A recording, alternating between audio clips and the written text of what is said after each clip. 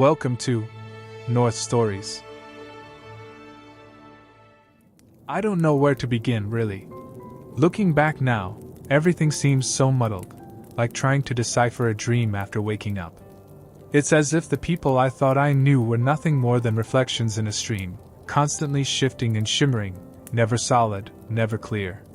I was fooled, and yet, perhaps I was the fool all along. Let's start with names. I suppose I should change them, disguise their true identities in case anyone ever stumbles upon this account. So, I will call them Andrew and Helen Gray. It seems fitting. As for myself, well, you may call me David. I'm an ordinary man, unremarkable in most ways. I never sought out drama or intrigue, never craved excitement. I suppose that's what made me so easily caught in their web. Andrew and Helen were so much more than I was, brighter, richer, and utterly fascinating. But I never thought that behind their elegance and charm lay deceit, betrayal, and tragedy. I met Andrew and Helen in the summer of 1912. My wife, Eliza, and I were traveling across Europe, just as many Americans did then. We had saved for years, planning the grand tour that would mark the peak of our young marriage. Eliza was frail, her health always delicate, and the doctors had recommended a change of climate. We started in Paris, then moved on to Switzerland, where we stayed in a quiet, well-reputed spa resort in the shadow of the mountains. It was the sort of place where the wealthy and worldly went to recuperate, or hide from the demands of real life. That's where I met Andrew. He was everything I wasn't. Tall, broad-shouldered, and dashing, with a neatly trimmed mustache and an air of effortless grace. His laugh was rich, his voice commanding. Andrew Gray was a man who commanded a room without trying. And Helen, his wife, she was the most elegant creature I had ever seen. Slim, with deep chestnut hair and eyes like amber. She radiated confidence and poise, always perfectly dressed, always serene. They looked like they had stepped out of one of those old romantic paintings, ideal, untouchable, utterly perfect. The Grays took an interest in us almost immediately. I was surprised at first, though perhaps I shouldn't have been. Andrew was the type who thrived on company, and seemed to relish gathering people into his orbit. We began by exchanging pleasantries, sharing dinners at the hotel, and taking short walks along the trails that wound through the hills. Soon, they invited us on day trips, little excursions to nearby towns, quaint villages, and quiet lakes. At first, I found their attention flattering. They were so worldly, so charming. I began to think of them as friends. Looking back, I wonder if I was just another piece in some grand design of theirs. Maybe they were bored, or perhaps they saw something in Eliza and me that entertained them. I'll never know. But in those early days, I was blissfully unaware. All I saw was the sheen of their perfection, the easy way Andrew spoke, the way Helen would tilt her head just so when she listened, the grace with which they moved through life. But, of course, that was only the surface.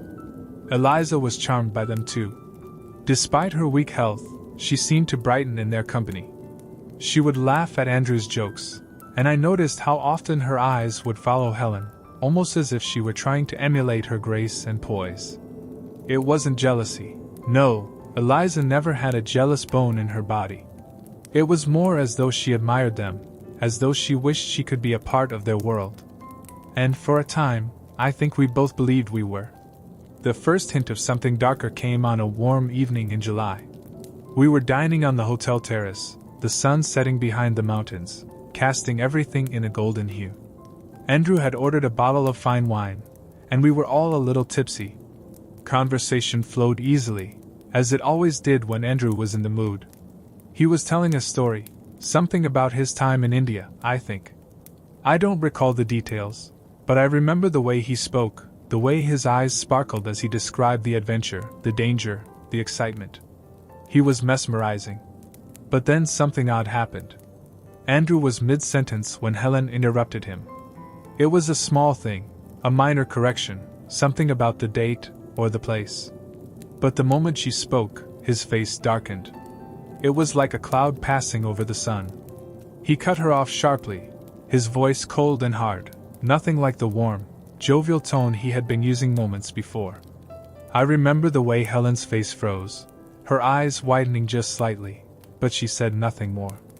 She just smiled, a tight, controlled smile, and let him continue. It was a small moment, one that passed quickly, but it left an impression on me. I couldn't shake the feeling that there was something beneath the surface, something simmering between them. But I dismissed it, telling myself that all couples had their moments, their tensions. After all, Eliza and I were not without our own troubles.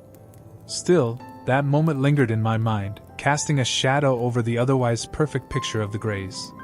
And then, just a few days later, I discovered the first real crack in their facade.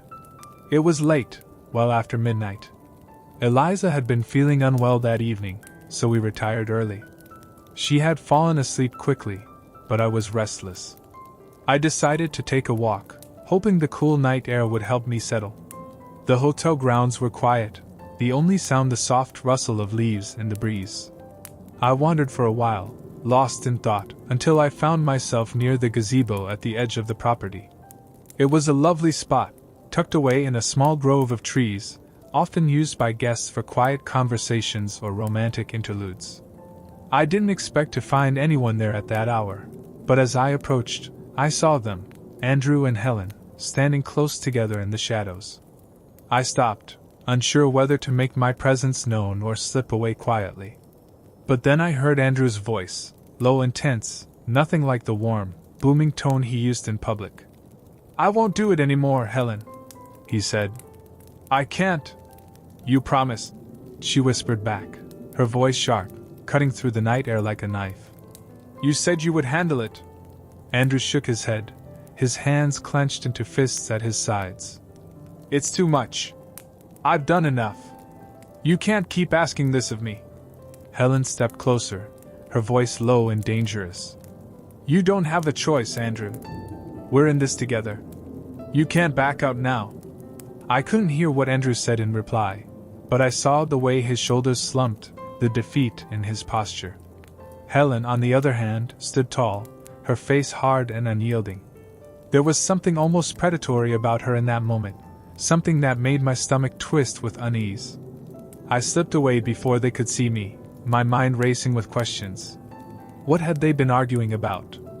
What had Andrew promised to do? And why did Helen seem so cold, so calculating? The more I thought about it, the more uneasy I became. But I couldn't bring myself to confront them, or even to tell Eliza. She was so fond of them, and I didn't want to spoil that. Still, I couldn't shake the feeling that I had stumbled onto something dangerous, something that went far deeper than a simple marital disagreement. In the days that followed, I watched them more closely, searching for signs, clues, anything that might explain what I had witnessed. And slowly, piece by piece, the truth began to reveal itself, though it would take me far longer than I cared to admit to fully understand just how deep their betrayals ran. For now, all I knew was that the perfect couple I had so admired was not as perfect as they appeared. But even then, I could not have imagined the full extent of the darkness that lay beneath their glittering surface. After that night, I became more aware of the undercurrents between Andrew and Helen. I watched them constantly, though I tried to hide it, pretending I was the same easygoing David they had come to know. But I saw things, small things at first, barely noticeable if you weren't looking for them. The way Andrew would glance at Helen when he thought no one was watching, his brow furrowed with tension.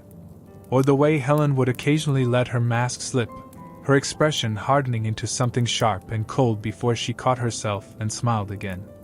I kept telling myself that I was overreacting, that whatever I had witnessed that night by the gazebo was just a private argument, something all couples go through. But my mind kept circling back to that moment, to the way Helen had spoken to Andrew, her words laced with something that felt like a threat. A few days later, while Eliza rested in our room, I found myself alone with Helen. We were on the hotel terrace, drinking tea in the late afternoon. The air was warm, the distant hum of insects buzzing around us, and Helen, as always, looked immaculate, her hair swept back in an elegant chignon, her fingers delicately holding the handle of her teacup. But as we sat in the stillness, I could feel the tension between us, unspoken, but there, like a taut string waiting to snap. "David, I've been meaning to ask you," she began suddenly, breaking the silence. "How is Eliza feeling? She hasn't been out much lately." I hesitated, caught off guard by her question. She's been tired," I said. "You know how it is with her condition. The doctor says she just needs rest." Helen nodded, her amber eyes watching me closely, almost too closely. "Of course. She's so delicate. You must worry about her constantly." There was something in the way she said it, something that made me uncomfortable. It felt like she was probing for something, testing the waters. I shrugged, trying to keep my tone light. "I suppose. But Eliza's always been like that. She's strong in her own way."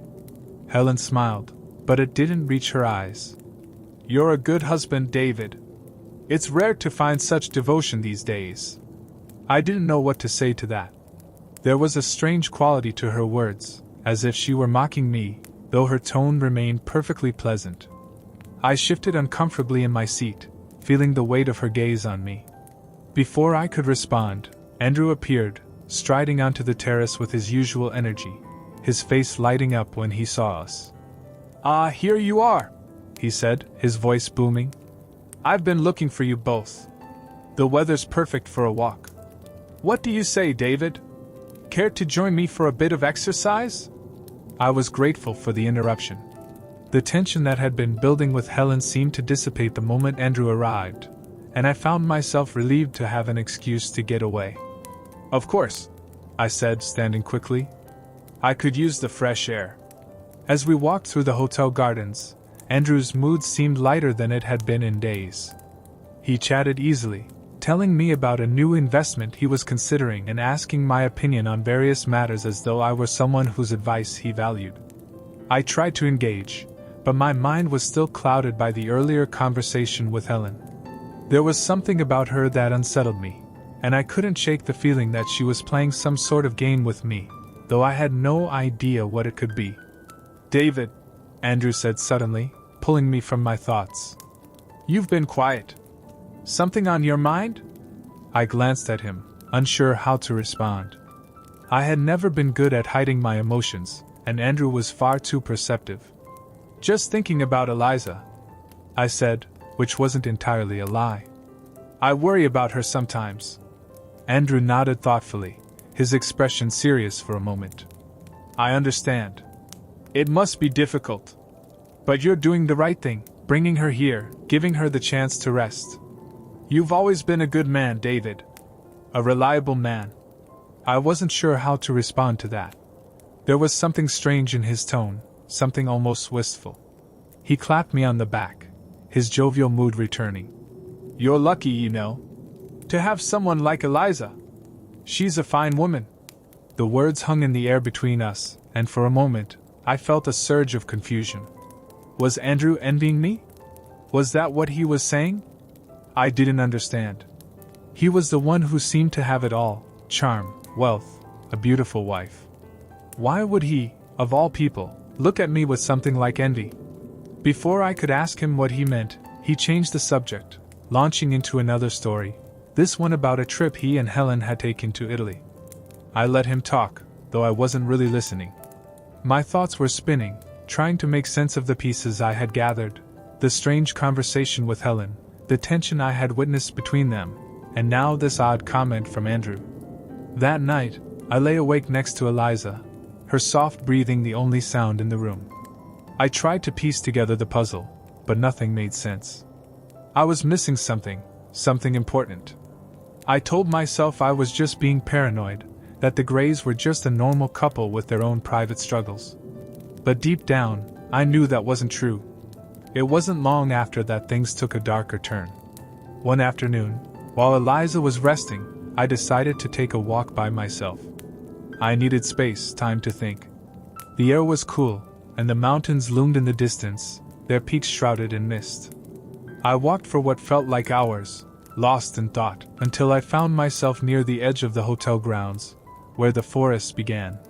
It was there that I heard voices, low, urgent voices coming from just beyond the trees. I paused, my heart suddenly racing. I wasn't sure why, but something about the tone of the voices made me hesitate. I stepped closer, moving carefully so as not to be heard. And that's when I saw them, Andrew and a woman. But it wasn't Helen. She was younger, with long dark hair and a pale, delicate face. They were standing close, too close, and the way they were speaking, whispering, their bodies angled toward each other, it was clear that this was not an innocent conversation. I froze, watching them. The woman's face was unfamiliar to me, but there was something about the way she looked at Andrew, the way her hand brushed against his arm, that made my stomach turn.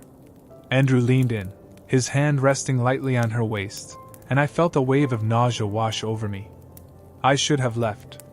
I should have turned around and walked away. But I couldn't move. I stood there, rooted to the spot, watching as Andrew leaned in closer, his lips brushing the woman's ear as he whispered something I couldn't hear. She smiled, a soft, secretive smile, and I felt a strange sense of betrayal, though I wasn't the one being betrayed. I don't know how long I stood there, watching them. It felt like an eternity, though it was likely only a few minutes. Eventually, Andrew pulled away, his face flushed, and the woman laughed softly before slipping away into the trees, leaving Andrew standing alone. I waited until he was gone before I stepped out of my hiding place, my mind reeling. I had seen enough. Whatever I had thought about Andrew and Helen's relationship, it was clear now that Andrew was hiding something. And I had a sickening feeling that Helen knew more than she let on. That night, I couldn't sleep. I kept seeing Andrew's face, the way he had looked at that woman, the way he had touched her. It was as though the perfect image I had of him had shattered, leaving behind only the jagged pieces of the truth. But the worst part was, I couldn't tell Eliza. She adored the Greys, and I couldn't bear to see the look on her face if she knew the truth. So I kept it to myself, carrying the weight of that secret like a stone in my chest. And then, just when I thought things couldn't get any worse, I stumbled upon a truth far darker than I had ever imagined. But that's a story for another day. For now, I will simply say this: the Greys were not who I thought they were. Not at all. And by the time I realized just how deep their lies ran, it was too late. The days that followed were unbearable. I carried the weight of what I had seen, Andrew with that woman, like a sickness that gnawed at me, refusing to let go. Every time I saw him after that, I couldn't look at him the same way. The easy friendship we had shared, the conversations, the laughter, all of it now felt hollow. The man I had admired, even envied, was nothing more than a facade. He was deceitful, a man who hid behind his charm, his smile, and his perfect life. I couldn't shake the feeling that he had betrayed more than just Helen. He had betrayed all of us, me, Eliza, the image of himself he had so carefully crafted. But, as much as I wanted to confront him, I found that I couldn't. Every time I saw him, standing there so casually, so confidently, I felt as if I were the one in the wrong. Who was I to question him? I, David, the unremarkable man, the doting husband, standing on the outside looking in. I wasn't part of their world. They were untouchable, and I was simply a guest, an observer. Even Eliza's health, so fragile and unpredictable, seemed to underline my insignificance. Eliza, oblivious to the turmoil inside me, continued to adore the Greys, especially Helen. She spent more and more time with her, drinking tea in the garden, going on short walks when she felt strong enough. Helen seemed to take a special interest in Eliza, always asking after her health, making sure she had everything she needed. I watched them together, feeling a pang of something I couldn't quite name. It wasn't jealousy, exactly, but it was close. There was something about the way Helen moved through our lives, as though she were quietly orchestrating everything. I started to see her in a different light. Her elegance, once so captivating, now seemed calculated. Her concern for Eliza felt more like control than compassion. And the more I watched her, the more I wondered just how deep her manipulation went. One evening, while Eliza was in bed early again, I found myself alone with Andrew. We sat in the lounge, the fire crackling softly, and though the mood should have been relaxed, I couldn't help but feel the tension between us. He was talking, as usual, telling some story about his time in the army, but I wasn't listening.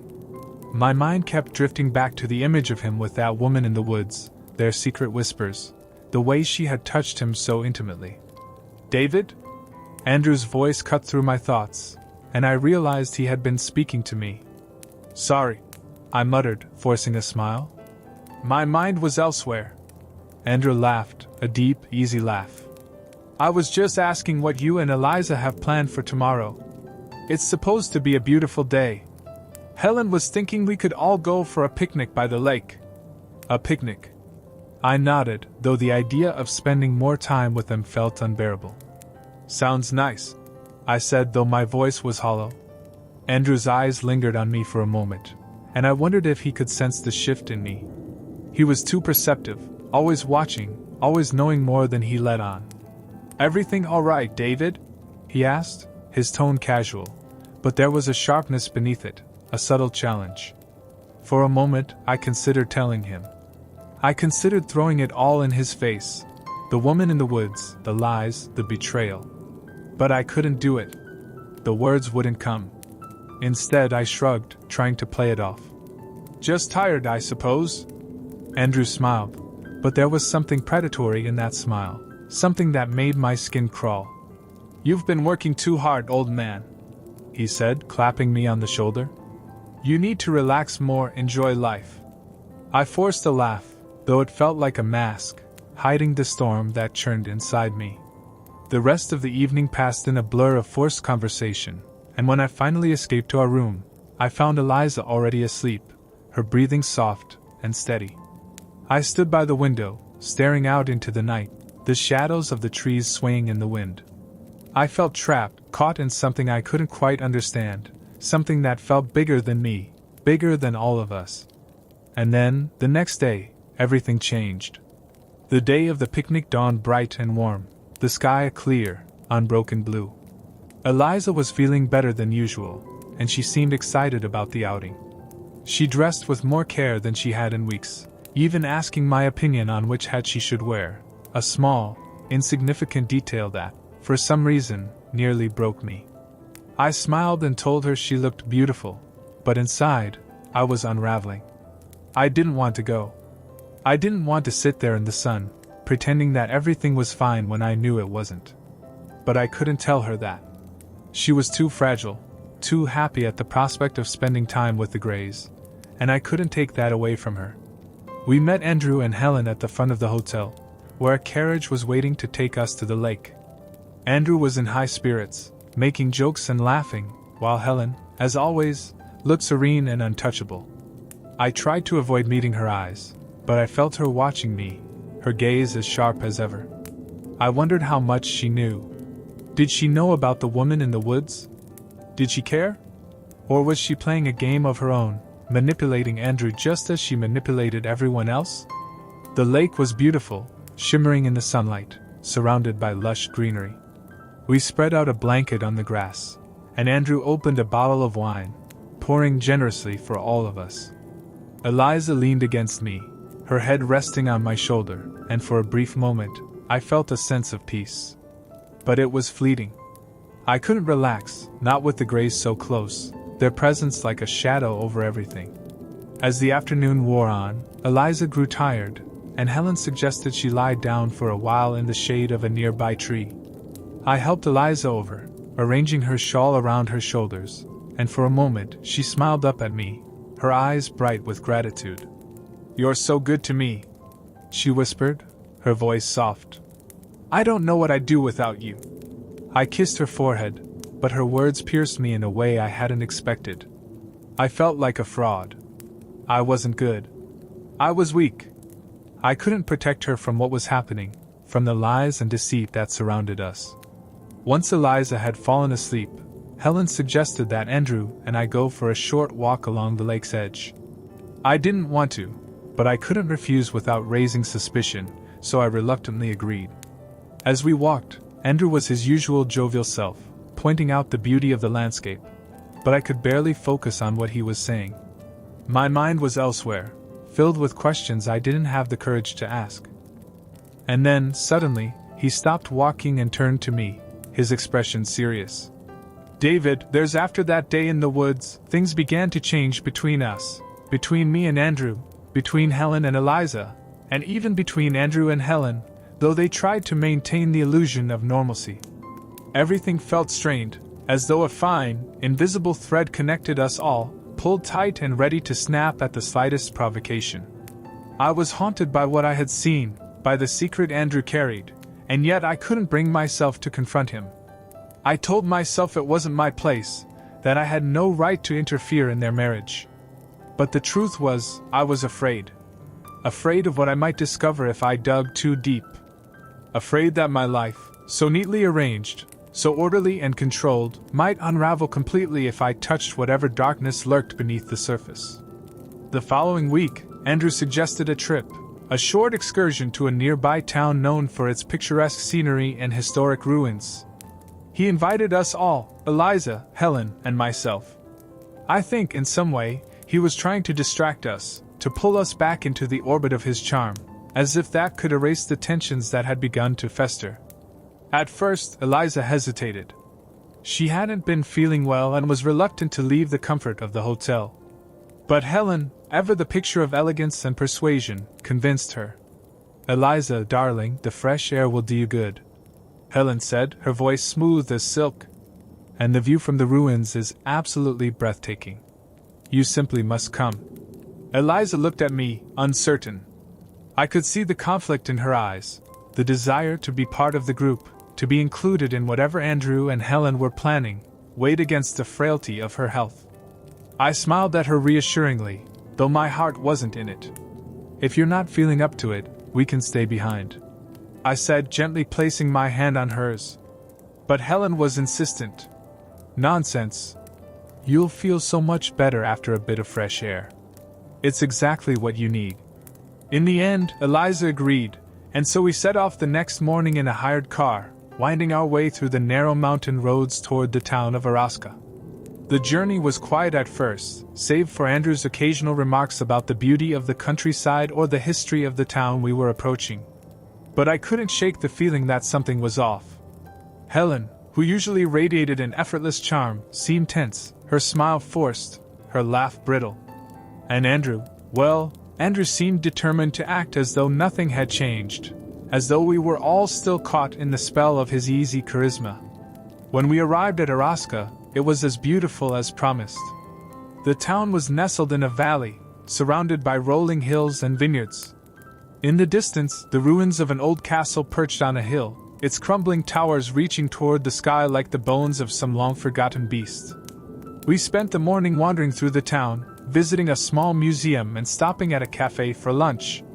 But beneath the pleasant facade, I could feel the tension building, like a storm brewing on the horizon. As we made our way up the hill toward the ruins, Eliza began to lag behind. Her breathing was shallow, her cheeks flushed with effort. I stayed close to her, offering my arm for support, but she waved me off, insisting she was fine.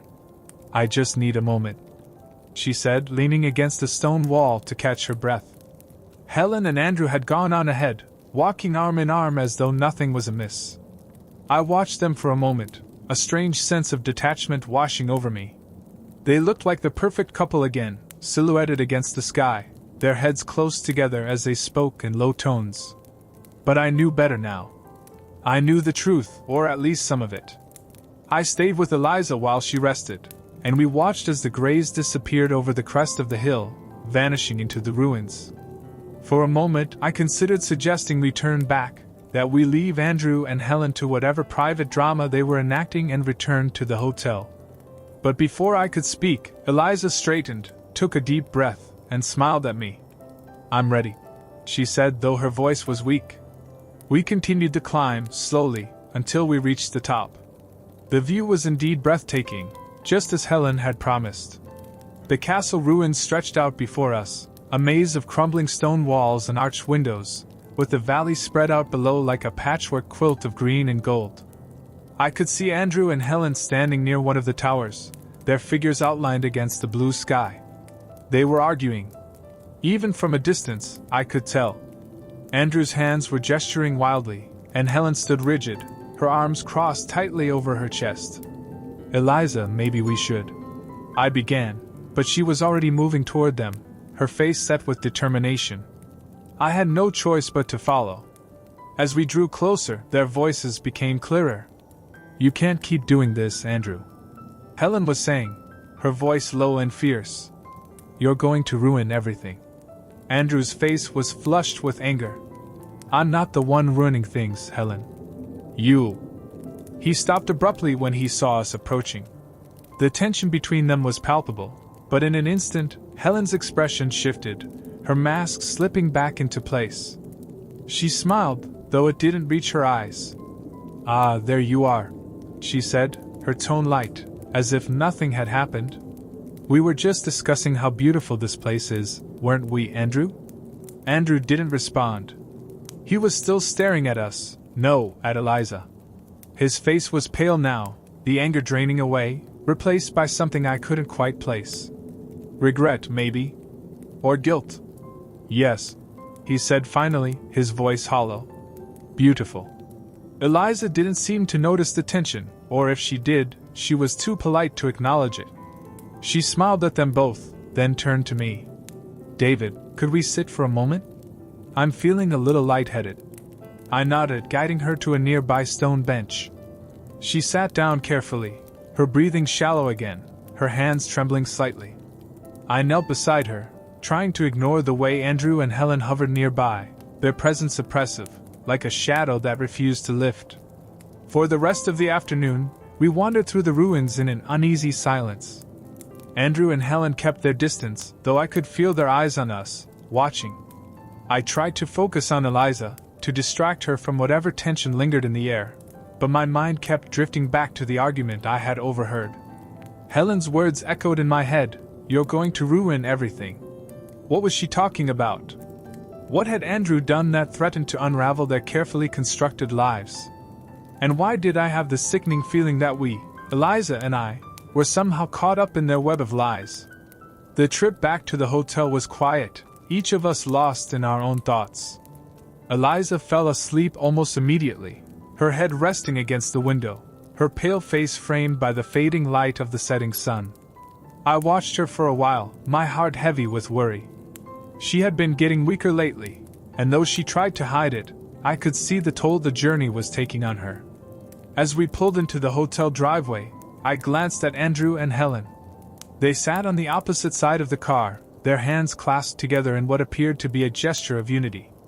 But there was something strained in their posture, something brittle and fragile, as though they were holding on by a thread. Later that evening, after Eliza had gone to bed, I found myself wandering the hotel grounds again. I wasn't sure what I was looking for, some sense of clarity, perhaps, or a way to make sense of the tangled mess of emotions that had been building inside me. I ended up near the gazebo again, the same place where I had overheard Andrew and Helen's conversation weeks before. But this time, it wasn't Andrew and Helen I found. It was Andrew and the woman from the woods. They were standing close together in the shadows, their heads bent toward each other in conversation. My heart lurched in my chest as I watched them, the scene eerily familiar. But this time, it wasn't just whispers or stolen glances. This time, I saw Andrew kiss her. A real kiss, not a fleeting brush of lips, but something deep, something that spoke of longing and desire. I felt sick. My hands clenched into fists at my sides, and for a moment, I considered confronting him, demanding answers. But what could I say? What right did I have to interfere in his life, in his marriage? I turned and walked away, my mind racing. It wasn't until I was back in my room, sitting in the darkness next to Eliza's sleeping form, that I realized the full weight of what I had seen. Andrew was having an affair. And Helen knew. That much was clear now. But what I still didn't understand was why Helen seemed so determined to keep everything together. Why hadn't she confronted him? Why hadn't she walked away? And more importantly, what was it that she was so afraid of losing? I lay awake that night, staring at the ceiling, the questions swirling in my mind. There was something I was missing, something just out of reach. And I knew deep down that whatever it was, it would change everything. The days following my discovery of Andrew's affair passed in a haze of confusion and tension. I tried to keep up the facade for Eliza's sake, but the strain was beginning to show. Every time I looked at Andrew, I saw him as a stranger, a man I thought I knew, but whose secrets now stained everything I had once admired about him. And then there was Helen. What was she hiding? Why was she so intent on preserving the image of their marriage when it was clearly falling apart? I spent most of my time with Eliza, who seemed to be growing weaker with each passing day. Her energy was fading quickly now, and though she tried to put on a brave face, I could see the weariness in her eyes. She wasn't just tired from the trip to Alaska. Something deeper was wrong, though I couldn't bring myself to acknowledge it fully. Every time she coughed or rested her head against my shoulder with more weight than usual, my heart sank. I told myself it was just the mountain air, that she would get better once we were home, but deep down, I wasn't sure I believed that anymore. One morning, after breakfast, I decided to confront Andrew. I couldn't keep pretending everything was fine, and the weight of what I knew was starting to crush me. It was early, and Eliza had gone back to bed after a restless night, so I found myself alone with Andrew in the hotel lobby. He was sitting in one of the large leather armchairs, reading a newspaper, the very picture of calm. How he managed to keep up the pretense of normalcy was beyond me. I walked over, my heart pounding in my chest, and sat across from him. He looked up, surprised to see me. "David, good morning," he said with that familiar warmth in his voice. But I could see it in his eyes, the flicker of something darker, like he knew I wasn't there for pleasantries. "Andrew, we need to talk," I said, my voice tighter than I intended. "I've seen things, and I can't stay silent anymore." He folded the newspaper slowly, deliberately, and set it aside. "What things?" he asked, his voice measured, though I could hear the tension underneath. I leaned forward, lowering my voice. "I know about the woman. The one from the woods. I saw you with her, Andrew.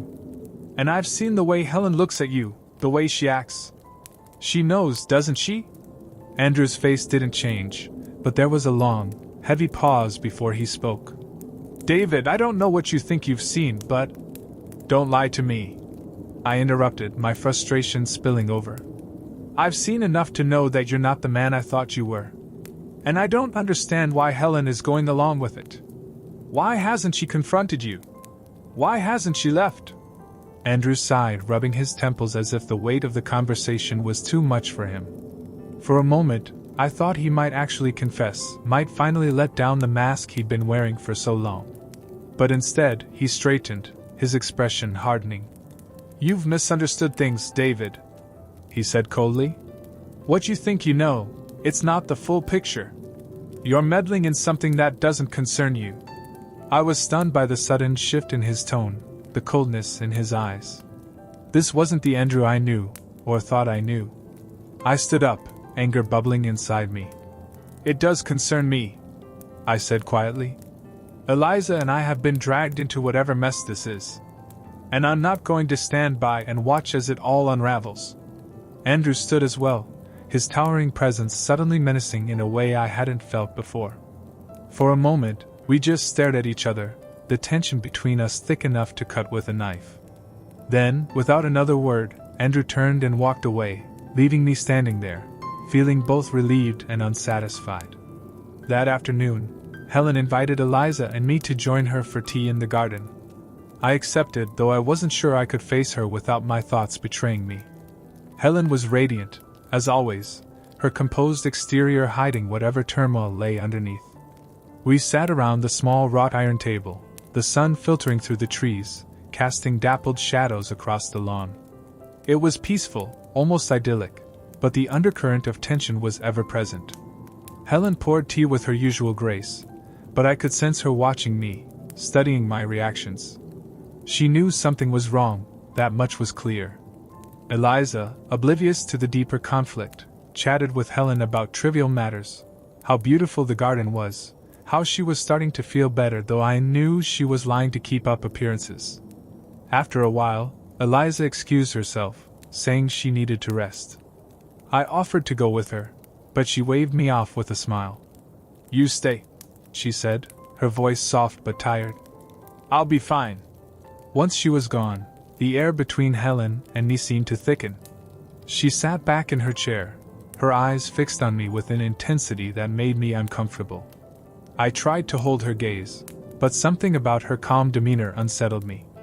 "David," she said after a long silence, her voice smooth as silk. "I think we both know there's something we need to discuss." I nodded, my heart pounding in my chest. I wasn't sure where to begin, but Helen, as always, seemed to know exactly what to say. "You've seen things," she continued, her eyes never leaving mine. "Things that perhaps you don't fully understand." I swallowed, trying to keep my voice steady. "I know about Andrew. I know about the affair." Her expression didn't change, but I saw a flicker of something in her eyes. Recognition, maybe. Or relief. "Yes," she said quietly. "I suppose you do."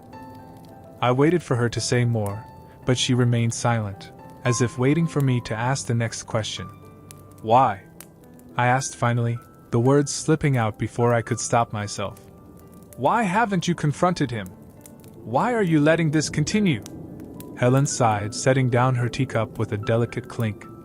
She looked out over the garden, her face unreadable. "It's not as simple as you think, David," she said, her voice calm but tinged with something I couldn't quite place. "There are things you don't know. Things that go far beyond a simple affair." I frowned, confused. "What things? What are you talking about?" She turned to me then, her eyes cold and calculating. "Andrew has made mistakes. Serious mistakes. But he's not the only one to blame.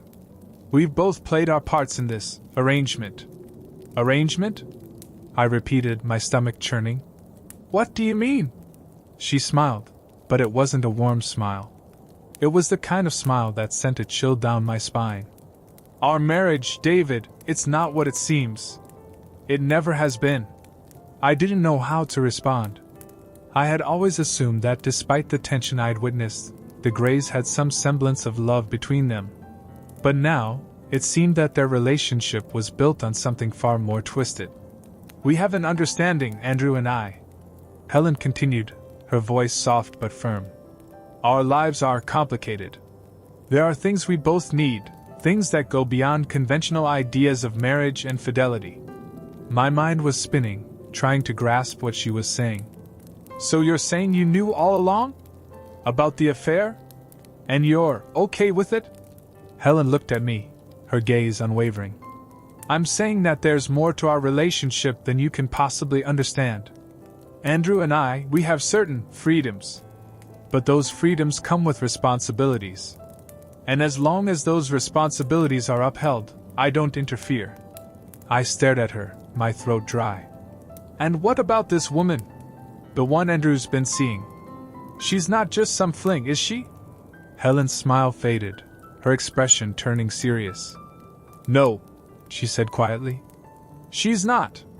I felt a cold dread settle over me. "Who is she?"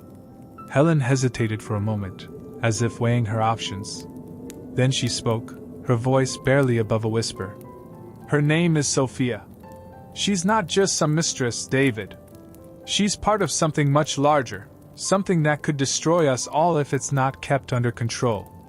I stared at her, my heart pounding in my chest. "What are you talking about?" Helen stood, smoothing the folds of her dress as she turned to leave. "Be careful, David," she said over her shoulder. "There are forces at play here that you don't understand. Stay out of it, for your own sake, and for Eliza's." And with that, she walked away, leaving me alone in the garden, my mind racing with questions and the growing realization that I had been pulled into something far darker and more dangerous than I had ever imagined. Helen's warning left me rattled, her words playing on a loop in my mind long after she had disappeared from the garden. There are forces at play here that you don't understand. Stay out of it, for Eliza's sake. I didn't know what to make of it.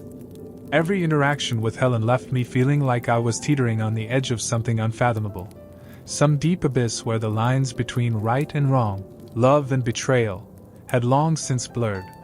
Sitting there alone, I tried to piece together the fragments of what I knew, or thought I knew. Andrew's affair was no secret to me now, but it wasn't the simple infidelity I had imagined. Helen seemed to not only accept it but to have some strange understanding about it. And then there was Sophia, the woman from the woods. I'd only seen glimpses of her, but now she felt like a specter haunting everything, pulling strings from the shadows. Part of something much larger, Helen had said. I didn't know what that meant, but I was starting to suspect it was far worse than anything I could have imagined. And yet I couldn't walk away. Not now. Not when I had already seen too much. There was a sickness growing between the grays, and it was threatening to swallow us all. Later that afternoon, after Eliza had taken her usual rest, I found myself sitting with her in our room. She was leaning back against the pillows, her face pale but peaceful. Her illness had taken so much from her, her vitality, her strength, but in moments like this, I saw flashes of the woman I had fallen in love with all those years ago. She smiled softly at me, her hand resting lightly on mine. "David, you've been so quiet lately," she said, her voice soft but laced with concern. "Is something bothering you?" I hesitated. I didn't want to burden her with what I had discovered. She was already so fragile, and the last thing I wanted was to upset her. But at the same time, I felt the weight of my secrets pressing down on me. How much longer could I keep pretending that everything was fine? How much longer could I shield her from the storm that was brewing around us? I forced a smile, squeezing her hand gently. "No, darling. Just a lot on my mind, that's all." She studied me for a moment, her eyes searching mine. I could see the worry etched into her features, the way she looked at me as if trying to see past the mask I was wearing. "You've been spending a lot of time with Andrew and Helen," she said carefully. "I can't help but wonder, is something going on?"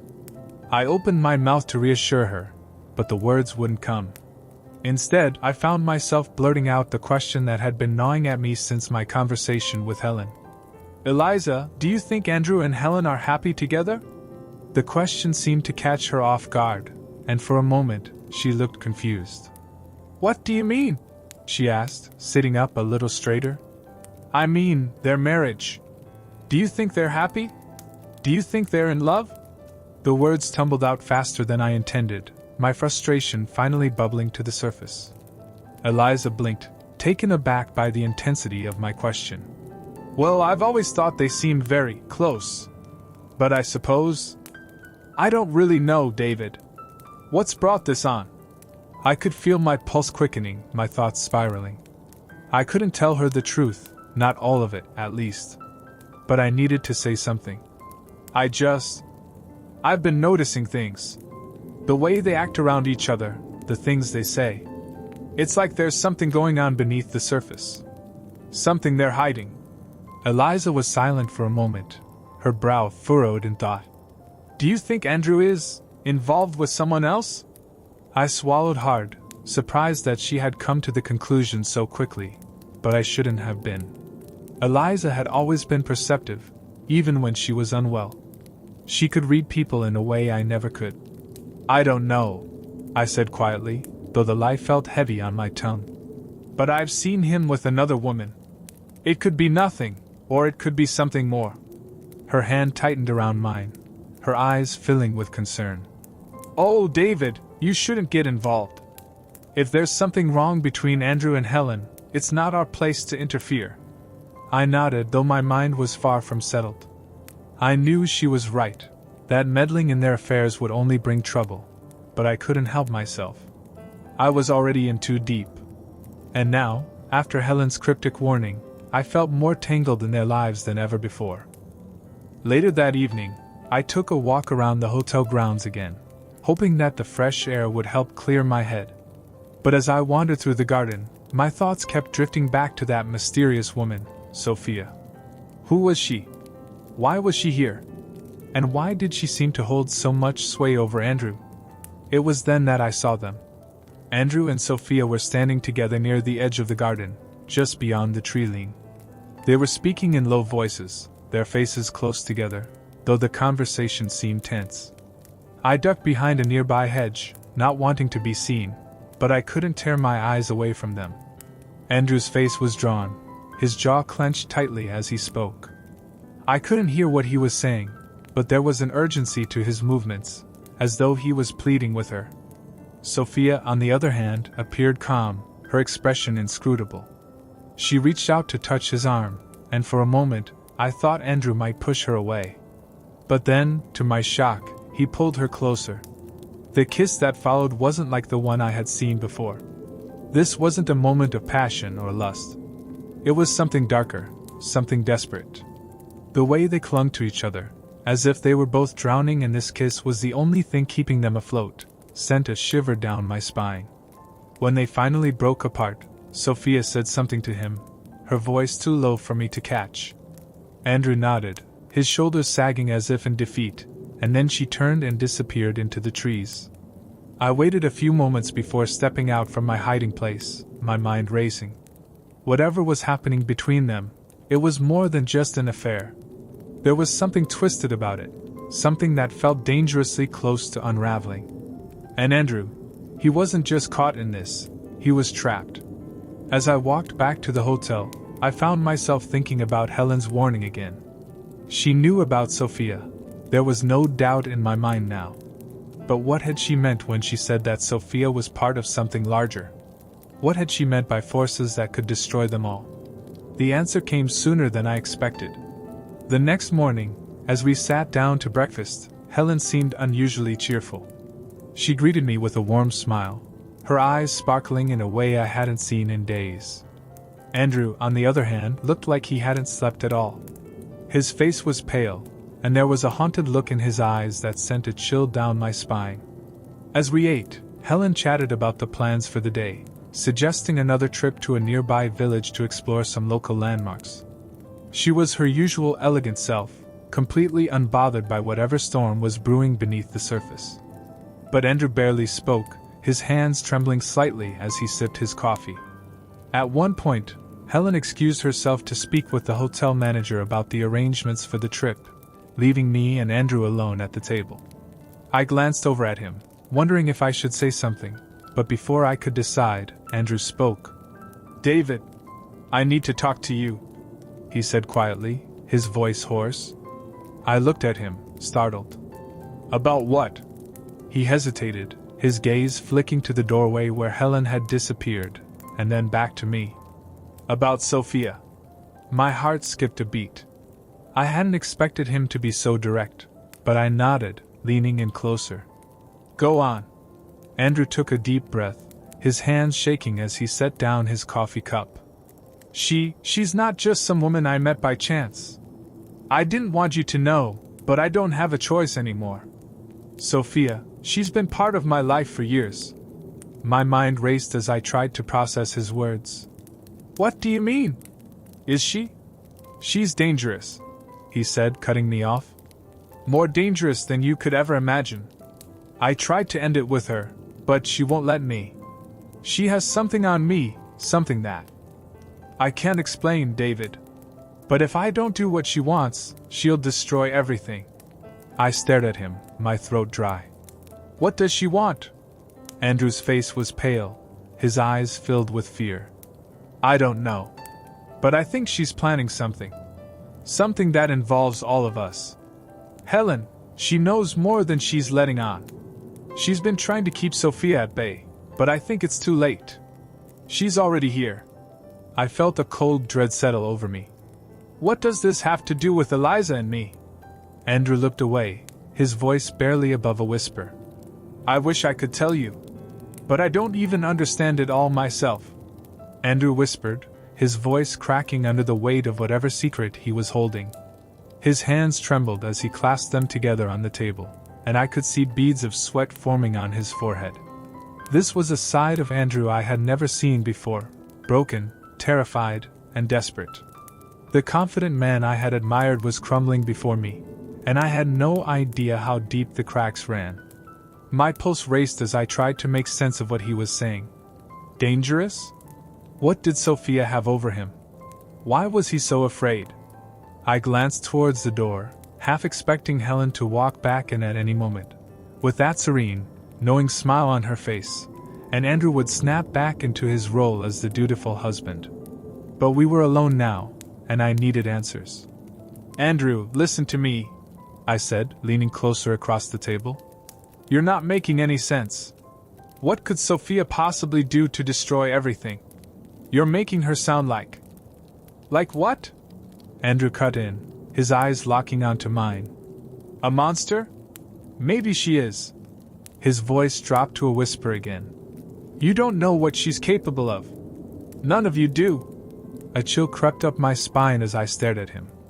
There was something about the way he said it, like he truly believed that Sophia was some kind of force beyond his control. I didn't know if he was exaggerating or if his fear was real, but it was contagious. The air between us was thick with it. I saw you with her, I said cautiously. In the woods.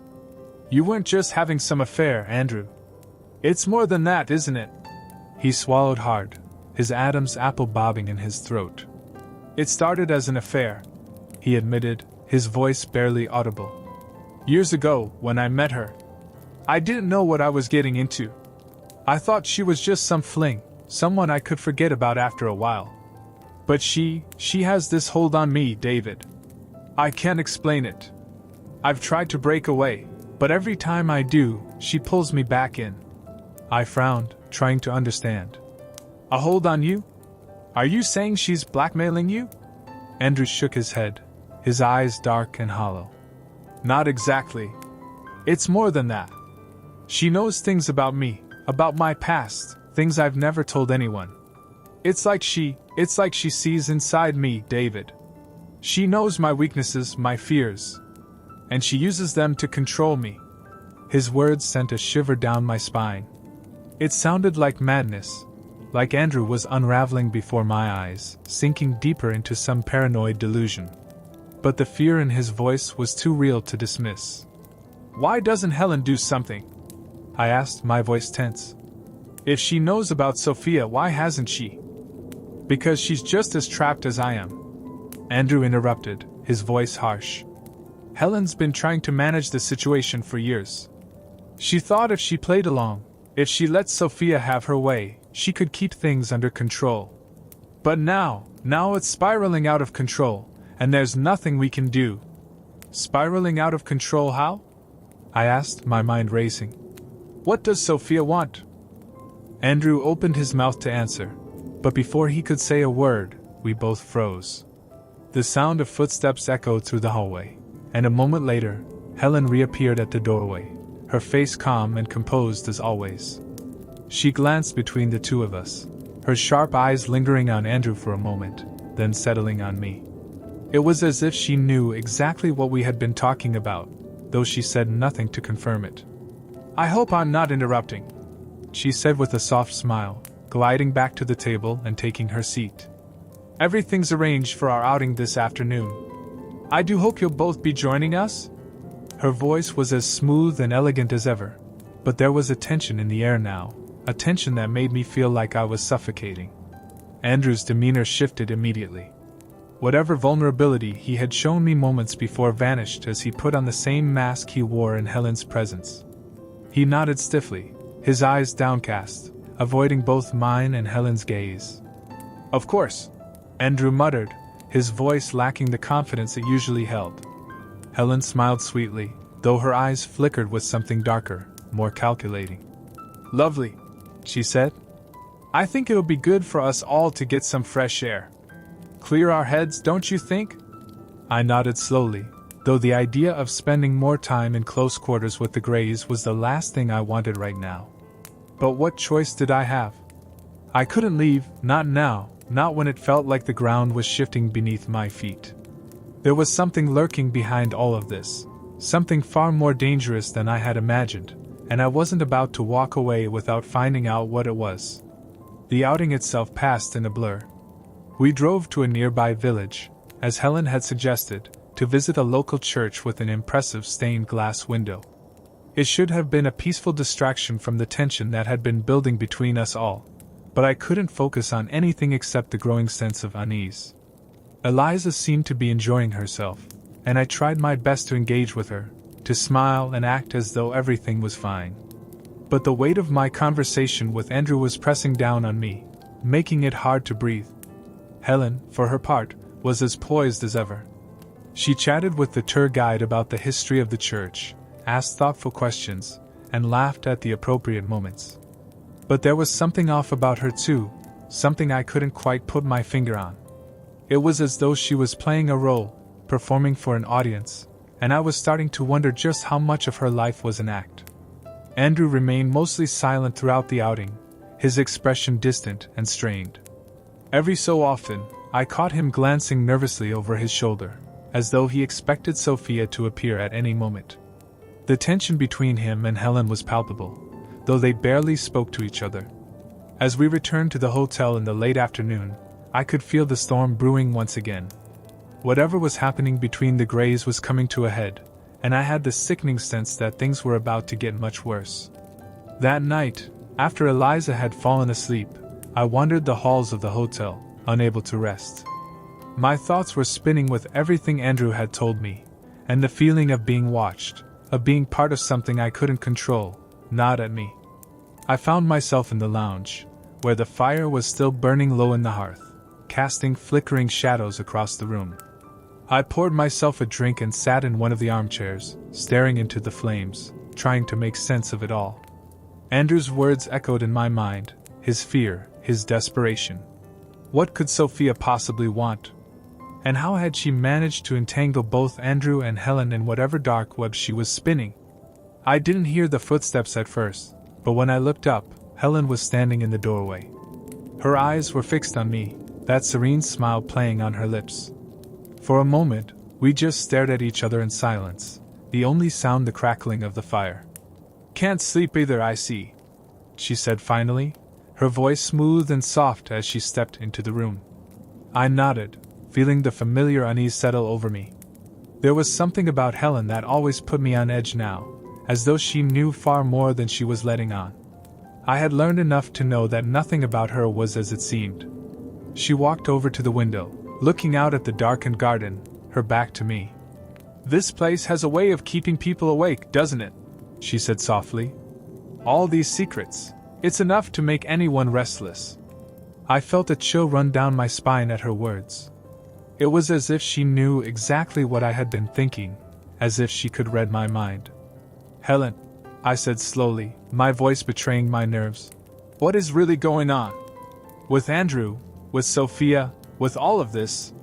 She turned to face me, her expression calm, though her eyes gleamed with something I couldn't quite place. "David, I warned you to stay out of it," she said quietly, her voice carrying a dangerous edge. "There are things you don't understand. Things you can't understand." I stood up, my heart pounding in my chest. "I want to understand, Helen. I want to know what's happening. You can't keep playing this game, whatever it is. I need answers." Helen smiled then, but it wasn't a warm smile. It was cold, calculated. "Answers," she repeated, her voice dripping with amusement. "Be careful what you wish for, David. Some answers are more dangerous than the questions." Before I could say another word, Helen turned and walked away, leaving me standing alone in the dimly lit room, her words hanging heavy in the air.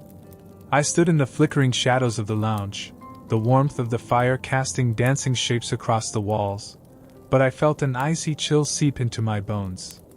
Helen's enigmatic words echoed in my mind, leaving me with a sense of dread I couldn't shake off. I could feel the walls closing in around me, each moment heightening my awareness of how deeply entangled I was in the lives of the Greys, and how perilous that entanglement had become. After Helen left, I took a long drink from my glass, hoping to wash away the unease that settled like a heavy fog in my chest. But the warmth of the liquor did little to ease my growing anxiety. What kind of danger was I standing on the precipice of? And what role did I play in this dark unfolding drama?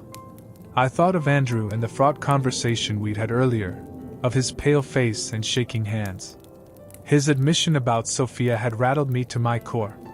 I knew he was in over his head, but it felt as if a storm was gathering, one that could easily sweep us all away if we weren't careful. After some time, I decided I needed to clear my head. I stepped outside into the cool night air, the stars twinkling like distant watchful eyes above me. The garden was quiet, the stillness punctuated only by the rustle of leaves in the breeze. As I walked along the path, I thought I could hear faint sounds in the distance, Laughter, voices mingling together, drawing me toward the terrace where the other guests were likely enjoying the evening. As I approached, I spotted Andrew, his back turned to me, deep in conversation with Helen. They stood close together, too close for comfort, their voices low and conspiratorial. I hesitated for a moment, debating whether to interrupt. But curiosity got the better of me, and I crept closer, straining to catch snippets of their conversation.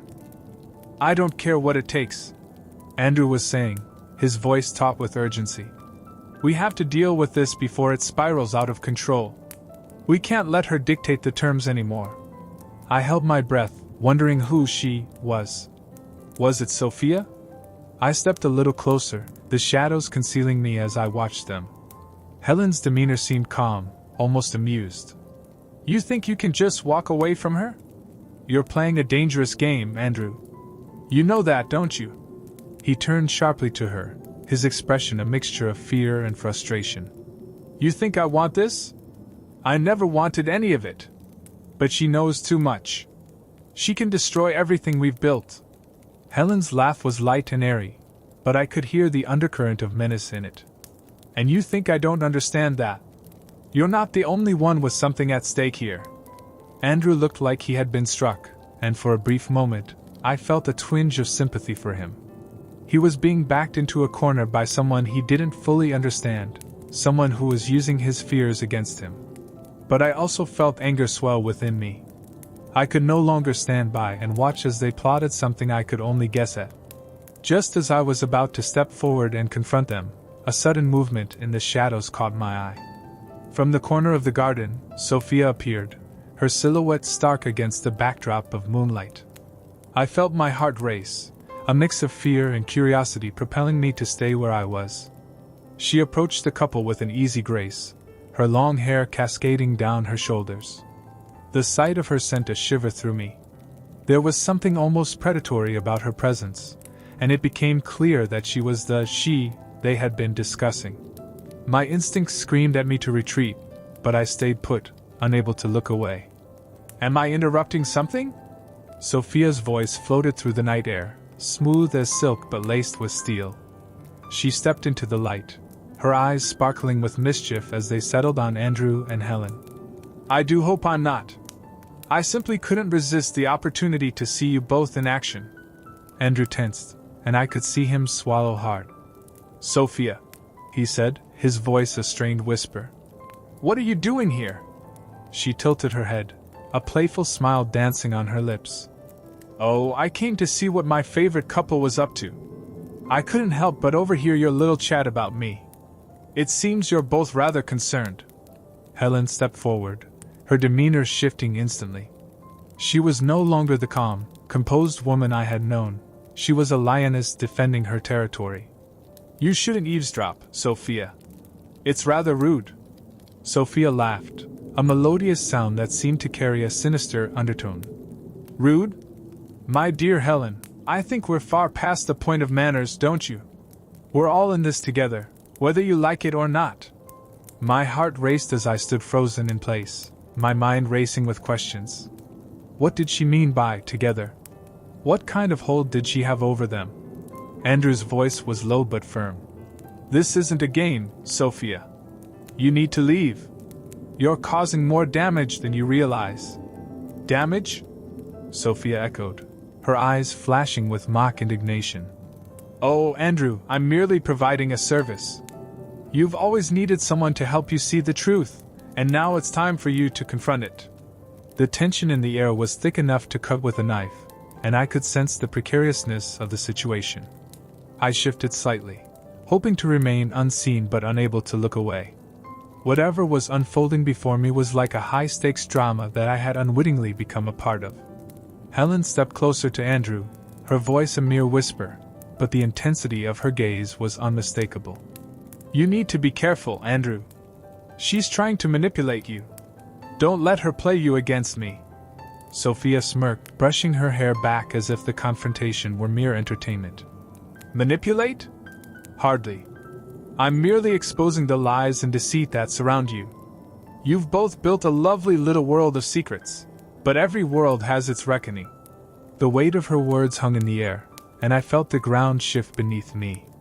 I could see Andrew's internal struggle, the way he clenched his fists at his sides as he tried to maintain control. But deep down, I knew he was losing the battle. "Enough!" Andrew finally shouted, his voice cracking with frustration. "I don't want this anymore. I want you out of our lives, Sophia." Her laughter echoed through the garden, sweet but chilling. "Oh, Andrew, it's too late for that. You've invited me in, whether you realize it or not. You've let me see you, and now I'm not going anywhere." I felt like I was watching a train wreck unfold, helpless to stop it. Andrew's face was pale, his expression raw with emotion.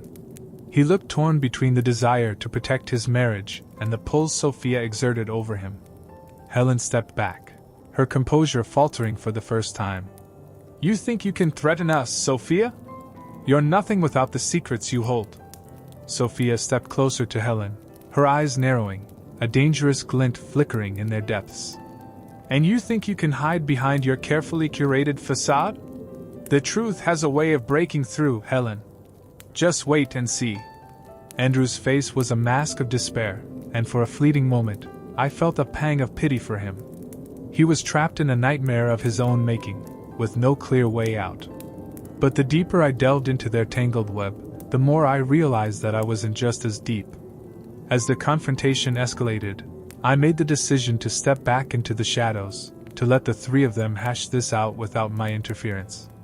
I could feel the tension rising like a storm about to break, and I knew that whatever was about to happen would change everything. As I retreated, I found my way back to the quiet solitude of my room, the silence a stark contrast to the turmoil I had just witnessed. I leaned against the door, my heart pounding in my chest. The secrets, the lies, the manipulations, they were all swirling around me like a cyclone, and I was caught right in the middle. I needed to talk to Eliza, but would it do any good? Could I pull her into this nightmare when she was already struggling so much? The last thing I wanted was to burden her with the darkness of the Greys' lives. I paced the room, wrestling with my thoughts until exhaustion began to seep in. Eventually, I climbed into bed, hoping that sleep would offer me an escape from the chaos. But as I lay there, staring at the ceiling, my mind was too restless to find peace. I replayed the events of the night over and over, each time feeling the weight of the impending confrontation pressing down on me. I could feel it in my bones, things were unraveling.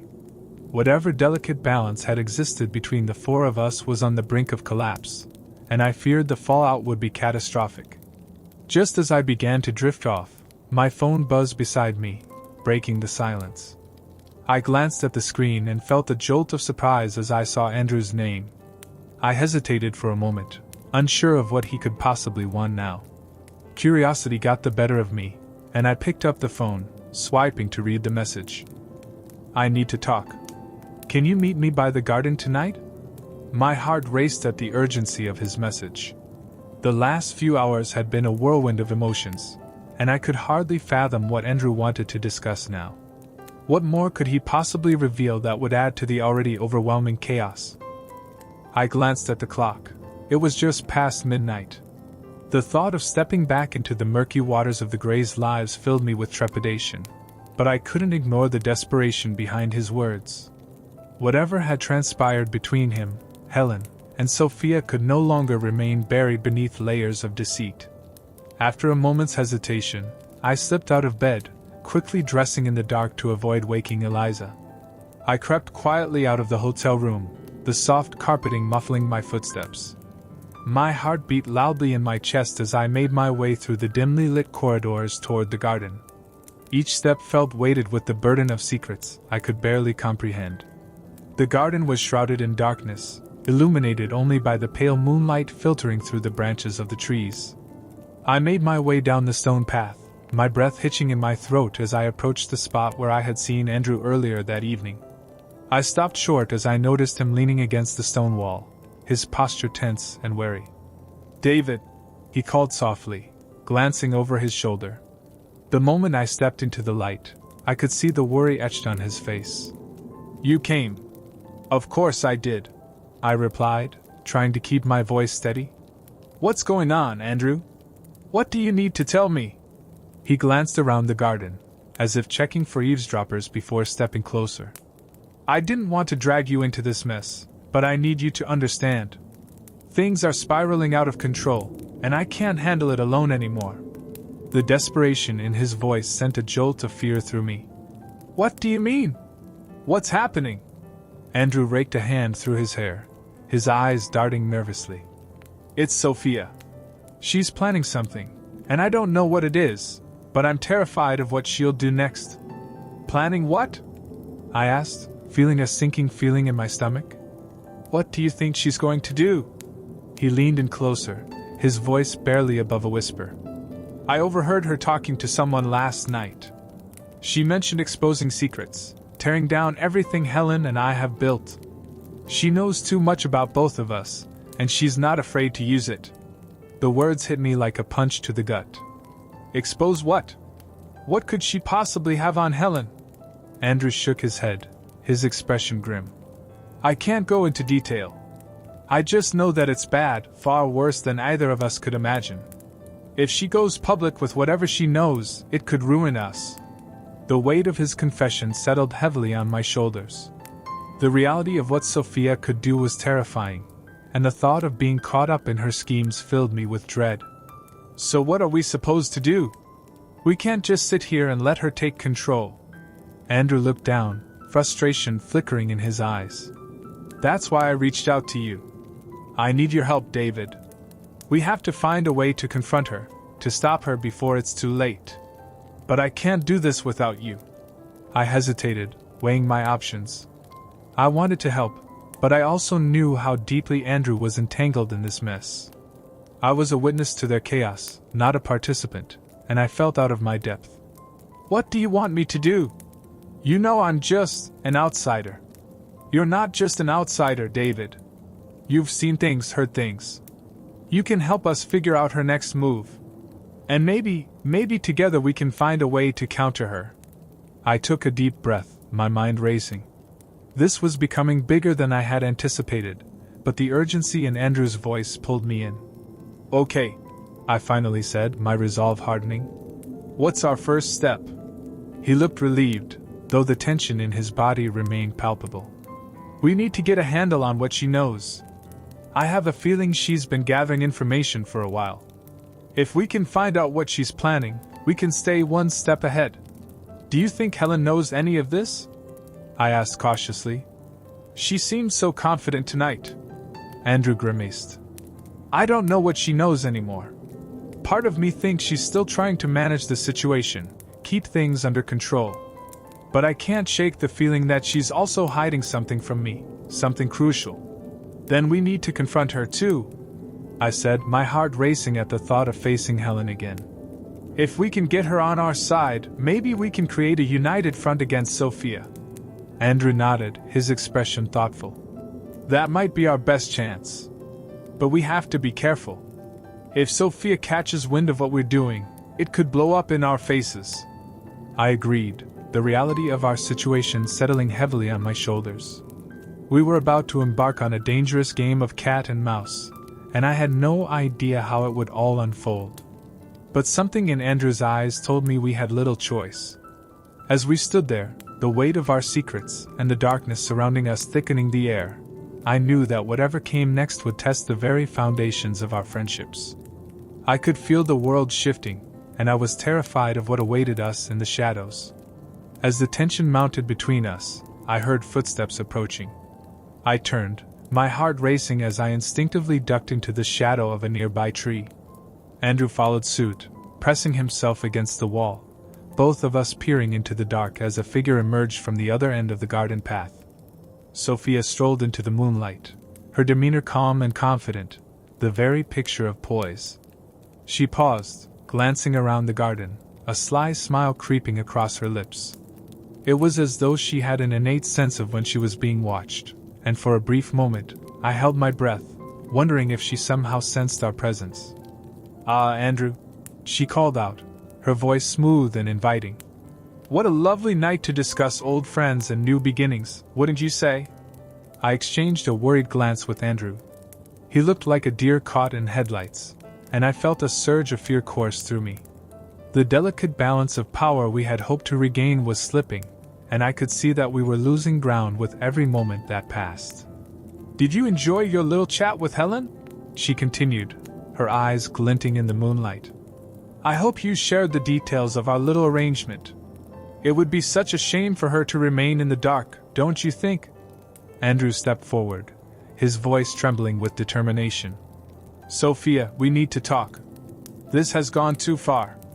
You need to leave us alone." She chuckled softly, a sound that sent chills down my spine. "And what makes you think I'll do that? You've made this too entertaining for me, Andrew. The more you struggle, the more I want to see how it all unfolds." Panic surged through me, and I could see Andrew's resolve falter as Sophia's predatory gaze pinned him in place. "You think this is a game?" he said, his voice rising in intensity. "This isn't just about you anymore. You're playing with people's lives."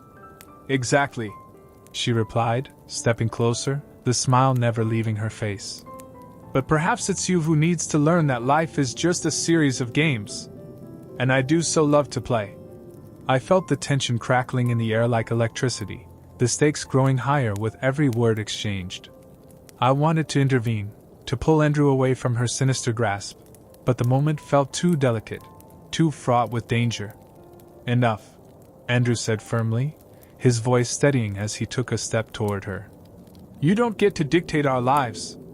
This ends now." Sophia tilted her head, feigning surprise, but I could see the amusement flickering in her eyes. "Oh, but dear Andrew, you're so mistaken. You can't just decide to end this.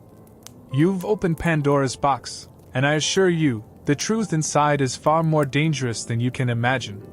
Before I could react, she raised her hand as if to emphasize her point.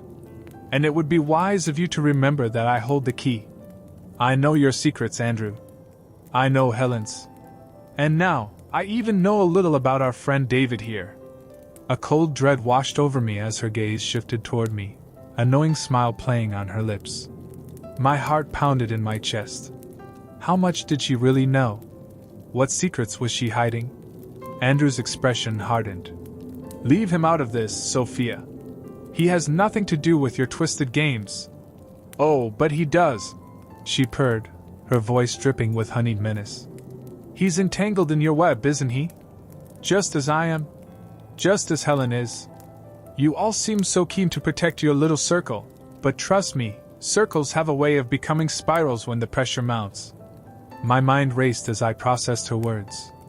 It was clear that Sophia relished the chaos she was sowing, and the idea that I felt as though the air had thickened around us, smothering any chance of escape or rational thought. Sophia's words dripped with malice, and every syllable was laced with the promise of destruction. I could see Andrew clenching his fists, a mixture of anger and desperation contorting his features. The tension was palpable, the night alive with unspoken fears. "What do you want from us, Sophia?"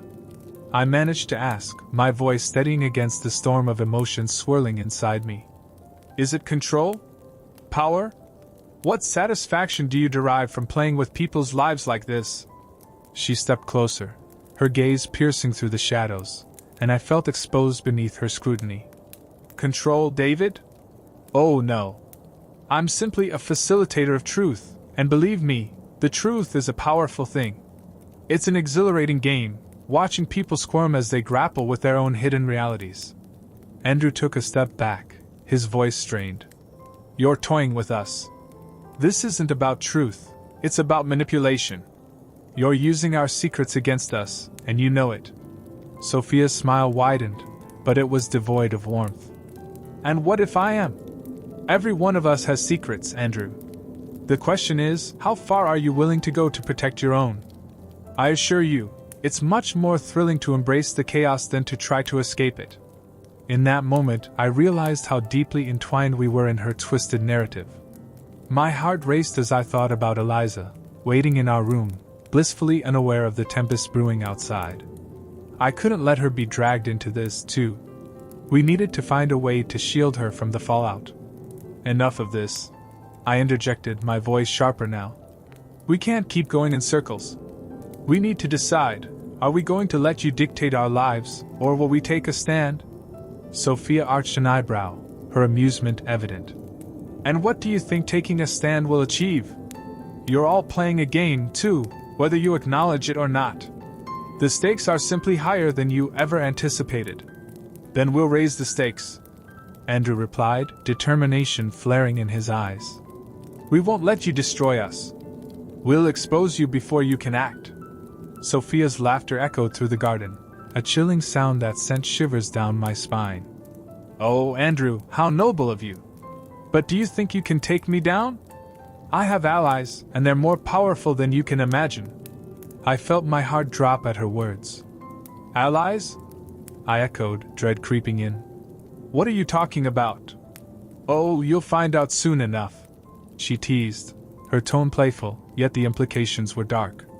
You've underestimated me, just as I've underestimated you all. It's a delightful twist in our little tale. I glanced at Andrew, whose face reflected my own concern. This wasn't just about us anymore. It was becoming a far more complicated game, one with players we hadn't anticipated. What do you mean? Who are your allies? I can't reveal all my cards just yet, she said, a finger tapping thoughtfully against her chin. But let's just say I have connections that run deep. People who would relish the opportunity to watch your precious little lives unravel. You see, every secret has a price, and some secrets are worth more than gold. Her words hung heavy in the air, and I could sense the panic rising in Andrew. You're playing a dangerous game, Sophia, he warned, his voice low and tense. If you're not careful, you'll be the one who gets burned. She stepped back, hands raised in mock surrender. Oh, Andrew, I thrive in danger. It's what makes this so thrilling. Her gaze turned cold, and for a moment, the playful facade slipped away. But don't you dare think for a moment that you can intimidate me. You don't know the lengths I'll go to protect what's mine. The confrontation reached a boiling point, and the tension crackled in the air like static electricity. I could feel the ground shifting beneath us, the precariousness of our situation settling heavily on my shoulders. It was clear that we were standing on the edge of a cliff, and one misstep could send us tumbling into an abyss from which there would be no return. I won't let you use me as a pawn in your game, I said, my voice unwavering. We'll fight back. We won't be afraid of the truths you think you can wield against us. Sophia smiled, a slow and deliberate smile that sent chills down my spine. Ah, there's the spirit. But remember, the truth is a double-edged sword. It cuts both ways. She stepped closer, her voice dropping to a whisper. You might want to think carefully about the truths you hold dear, David. Some truths are better left buried. Just ask Andrew. He's learning that lesson the hard way. I felt my stomach drop as her words sank in. The implications were clear, and the threat loomed larger than I had anticipated. This wasn't just about Andrew's secrets anymore. It was about everything we held close, everything we had built, and the fragile bonds that tethered us together. Get out of our lives, Sophia, Andrew said, his voice low but firm. You think you can play with us, but you're mistaken. We will find a way to stop you. Sophia laughed again, a sound both lovely and horrific. Oh, sweet Andrew. You can't stop me. You don't even know where to begin. But I do appreciate your bravado. It makes this so much more enjoyable. As she turned to leave, I felt a sense of urgency rise within me. I needed to know more about her plans, her allies, and what she had on us. Sophia! I called out, forcing her to pause and glance back over her shoulder. What, David? Are you begging for my attention? She replied, her tone dripping with sarcasm. I swallowed hard, steeling myself. What do you want from us? What's your endgame? Her expression shifted slightly, an inscrutable mix of amusement and something darker lurking beneath the surface. I want to see the truth come to light, David. All the little lies and betrayals that linger in the shadows. I want to expose the fragility of your so-called lives. You'll ruin everything, I countered, frustration boiling over. You'll hurt innocent people in the process. Perhaps, she said, tilting her head. But what's the point of living in shadows if you can't shine a light on the darkness? You'll see, my dear David, The truth always has a way of coming out. It's inevitable. With that, she turned and glided away into the darkness, leaving Andrew and me standing in the flickering shadows of the garden. I felt a cold chill settle in my bones, the weight of her words heavy upon me. The battle lines were drawn, and we were caught in the crossfire of a war we hadn't even realized we were fighting. "What do we do now?" I asked, my voice barely above a whisper as I turned to Andrew. He ran a hand through his hair, the strain evident in his features. "We need to get to Helen," he said, determination rising in his voice. "If Sophia is right, then we're all in danger. We can't let her manipulate us any longer." I nodded, my heart pounding in my chest. We had to act quickly, but fear gnawed at me. What if Helen was already too far gone, too deep in the web of lies that had been spun around us? As we made our way back through the garden, I couldn't shake the feeling that we were racing against time. The stakes had never been higher, and the dangers had never felt more real. We needed to uncover Sophia's secrets, to understand what she was planning before it was too late. When we reached the entrance to the hotel, I hesitated, glancing back toward the garden. I felt as though we were leaving behind the last vestiges of our innocence, stepping into a realm of betrayal and deceit that would forever alter our lives. "David," Andrew said, pulling me from my thoughts. "Whatever happens, we need to stick together. We're in this together now, and we can't let her tear us apart." I nodded, my heart heavy with the weight of his words. I had chosen to step into this chaos, and there was no turning back. We were committed now, bound together by secrets and the looming threat of betrayal.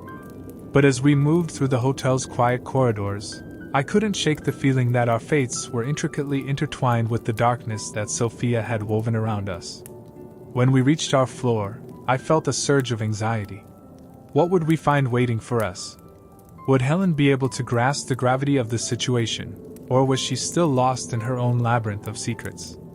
As I approached our room, I steeled myself for whatever lay ahead, determined to face the truth, no matter how painful it might be. I opened the door to find Eliza sitting on the edge of the bed, her expression worried as she looked up at us. "What happened?" I was starting to get worried. "Just a little conversation," I replied, forcing a smile. "Nothing to worry about." But Eliza could see through the facade, her brow furrowing with concern. "You both look like you've seen a ghost." I exchanged a glance with Andrew, who took a deep breath. "We need to talk," Andrew said, his voice low and steady. "It's about Sophia." Eliza's eyes widened, and she shifted closer, her expression shifting from concern to alertness. "What do you mean? What's going on?" I felt a surge of protectiveness wash over me. How much could we share without dragging her into the chaos? But I knew we couldn't keep her in the dark. Not anymore. She's been manipulating us," I said, struggling to find the right words. "She has secrets that threaten everything we know. Andrew and I just had a conversation with her, and it was clear that she intends to expose us." Eliza's face paled. "Expose us? What does that even mean?" Andrew stepped in, his tone urgent. "She knows things about all of us, about you, about Helen, about everything that's been happening. She wants to unravel our lives, to turn us against each other." "But why?" Eliza asked, confusion mingling with fear. "What does she gain from this?" "Control," I replied, the word tasting bitter on my tongue. "She thrives on chaos. The more secrets she can unearth, the more power she has over us. She mentioned having allies, people who could help her if she chooses to escalate things. We can't allow that to happen." Eliza looked between us, the weight of the situation settling in. "What are we going to do? We can't just let her have the upper hand. That's why we need to act fast," Andrew said, his gaze intense. "We have to confront Helen and figure out what she knows. We need her on our side if we're going to stand a chance against Sophia." Eliza nodded, her determination shining through her fear. "Then let's do it. We can't let Sophia control us." As we formulated our plan, I couldn't shake the feeling that time was slipping through our fingers like sand. With each passing moment, Sophia was moving closer to executing whatever scheme she had in mind. We needed to be ready to outsmart her before it was too late. We agreed to meet Helen in the small cafe downstairs, where the dim lighting and hushed conversations would provide the perfect cover for our discussion. I could feel the tension building as we made our way down, each step echoing the urgency of our mission. Eliza walked beside me, her hand brushing against mine, a silent reminder that we were in this together. When we entered the cafe, I scanned the room for Helen. She was already seated at a table in the corner, her expression a mixture of calm and apprehension as she stirred her coffee absent-mindedly. I felt a pang of unease as I caught her eye. She seemed to sense that something was off, a quiet storm brewing beneath the surface. "Hey," I said, sliding into the seat across from her. Andrew and Eliza joined me, their expressions grave. "Is everything okay?" Helen asked, her voice laced with concern. "You all look like you've been through a lot." "We need to talk about Sophia," Andrew said, cutting straight to the point. "It's serious." Helen's brow furrowed. "What do you mean? What's she done now?" "She's not just a nuisance anymore," I said, my heart racing. "She's threatening to expose our secrets, all of them. She knows things about each of us, and she's not afraid to use them." A flicker of surprise crossed her face, quickly replaced by a steely resolve. "What does she think she can achieve by exposing us?" "She wants to dismantle everything we've built," Andrew replied, his voice firm. "She thrives on chaos and betrayal. We need to band together to stop her, or we risk losing everything." Helen leaned back, her expression thoughtful. "And what do you propose we do?" "She's cunning and has been playing this game for a long time. We confront her," I said, the words pouring out of me with a surge of conviction. "We expose her manipulations before she can take us down. But first, we need to know what you're hiding, Helen. What do you know about Sophia? What secrets do you have?" Helen's gaze hardened, and I could see the conflict playing out in her mind. "I've been keeping some things from you, yes? But it's not what you think.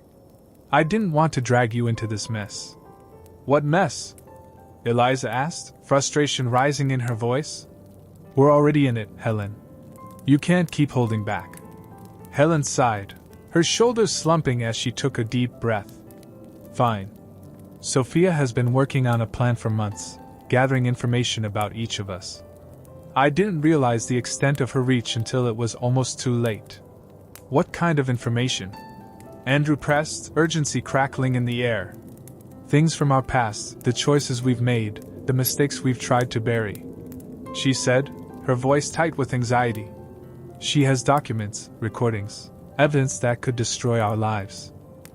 A heavy silence fell over the table as her words settled in. I felt the weight of dread pressing down on me, the reality of our precarious situation becoming alarmingly clear. We were standing at the edge of a cliff, and one misstep could send us spiraling into the abyss. "We have to act quickly," I said, determination surging within me. "We can't let her gain any more power over us. We need to uncover her weaknesses, find a way to turn the tables before she strikes." Helen looked at each of us, her expression fierce. "You're right. But it won't be easy. She's calculated and ruthless. We need a plan, and we need to work together if we stand a chance." I felt a rush of hope mixed with fear. Together, we could fight back, but the road ahead would be fraught with danger. As we began brainstorming ideas, a sense of urgency pulsed through me. We had to protect ourselves and each other from Sophia's impending storm. But deep down, I couldn't shake the feeling that the greatest threats were the ones we couldn't see. When the cafe's clock chimed the hour, I knew we were running out of time. I glanced at my phone, anxiety gnawing at me. The longer we stayed in this uncertainty, the more vulnerable we became. "Let's meet back here tomorrow morning," I suggested, my heart racing at the thought of what might happen overnight. "We'll regroup and come up with a more concrete plan." "Agreed," Andrew said, nodding in agreement. "We can't waste any time." As we finished our drinks and prepared to leave, I felt a sense of camaraderie grow among us. We were bound together by secrets and fears, but also by a shared resolve to fight back against the darkness that loomed over us. Eliza squeezed my hand as we stepped into the night, her presence a comforting anchor amid the swirling chaos. I took a deep breath, knowing we were entering a battle for our lives. A battle against a woman who would stop at nothing to claim victory. As we walked back to the hotel, the moon hung high in the sky, casting an eerie glow over the world. My heart was heavy with the weight of what lay ahead, but I also felt a flicker of hope. We were united in our struggle, and together, we would confront the shadows that threatened to engulf us. As we reached the hotel entrance, I glanced back at the darkened street behind us, the sense of foreboding lingering in the air. The night was far from over, and I knew that the true confrontation was yet to come. But with Andrew, Helen, and Eliza by my side, I felt a newfound strength brewing within me, a determination to face whatever challenges awaited us. Tomorrow would bring new trials, new secrets to uncover, and perhaps even a chance to turn the tide against Sophia. And as we stepped into the hotel, I couldn't help but wonder if we would emerge victorious or if we were merely pawns in a game much larger than ourselves. The morning dawned with an eerie stillness that hung over the hotel like a shroud. I woke up early, the faint light filtering through the curtains casting long shadows across the room. Eliza was still asleep beside me, her face serene, untouched by the chaos that had enveloped our lives. I took a moment to breathe deeply, trying to ground myself before the storm we were about to face. After a quick shower, I dressed quietly, my mind racing with thoughts of our plan to confront Sophia. We needed to uncover her secrets, expose her manipulations, and reclaim our lives from her clutches. I moved quietly through the room, not wanting to wake Eliza just yet. As I glanced out the window, I noticed the world outside was bathed in a soft morning light. It felt like a cruel contrast to the turmoil brewing within.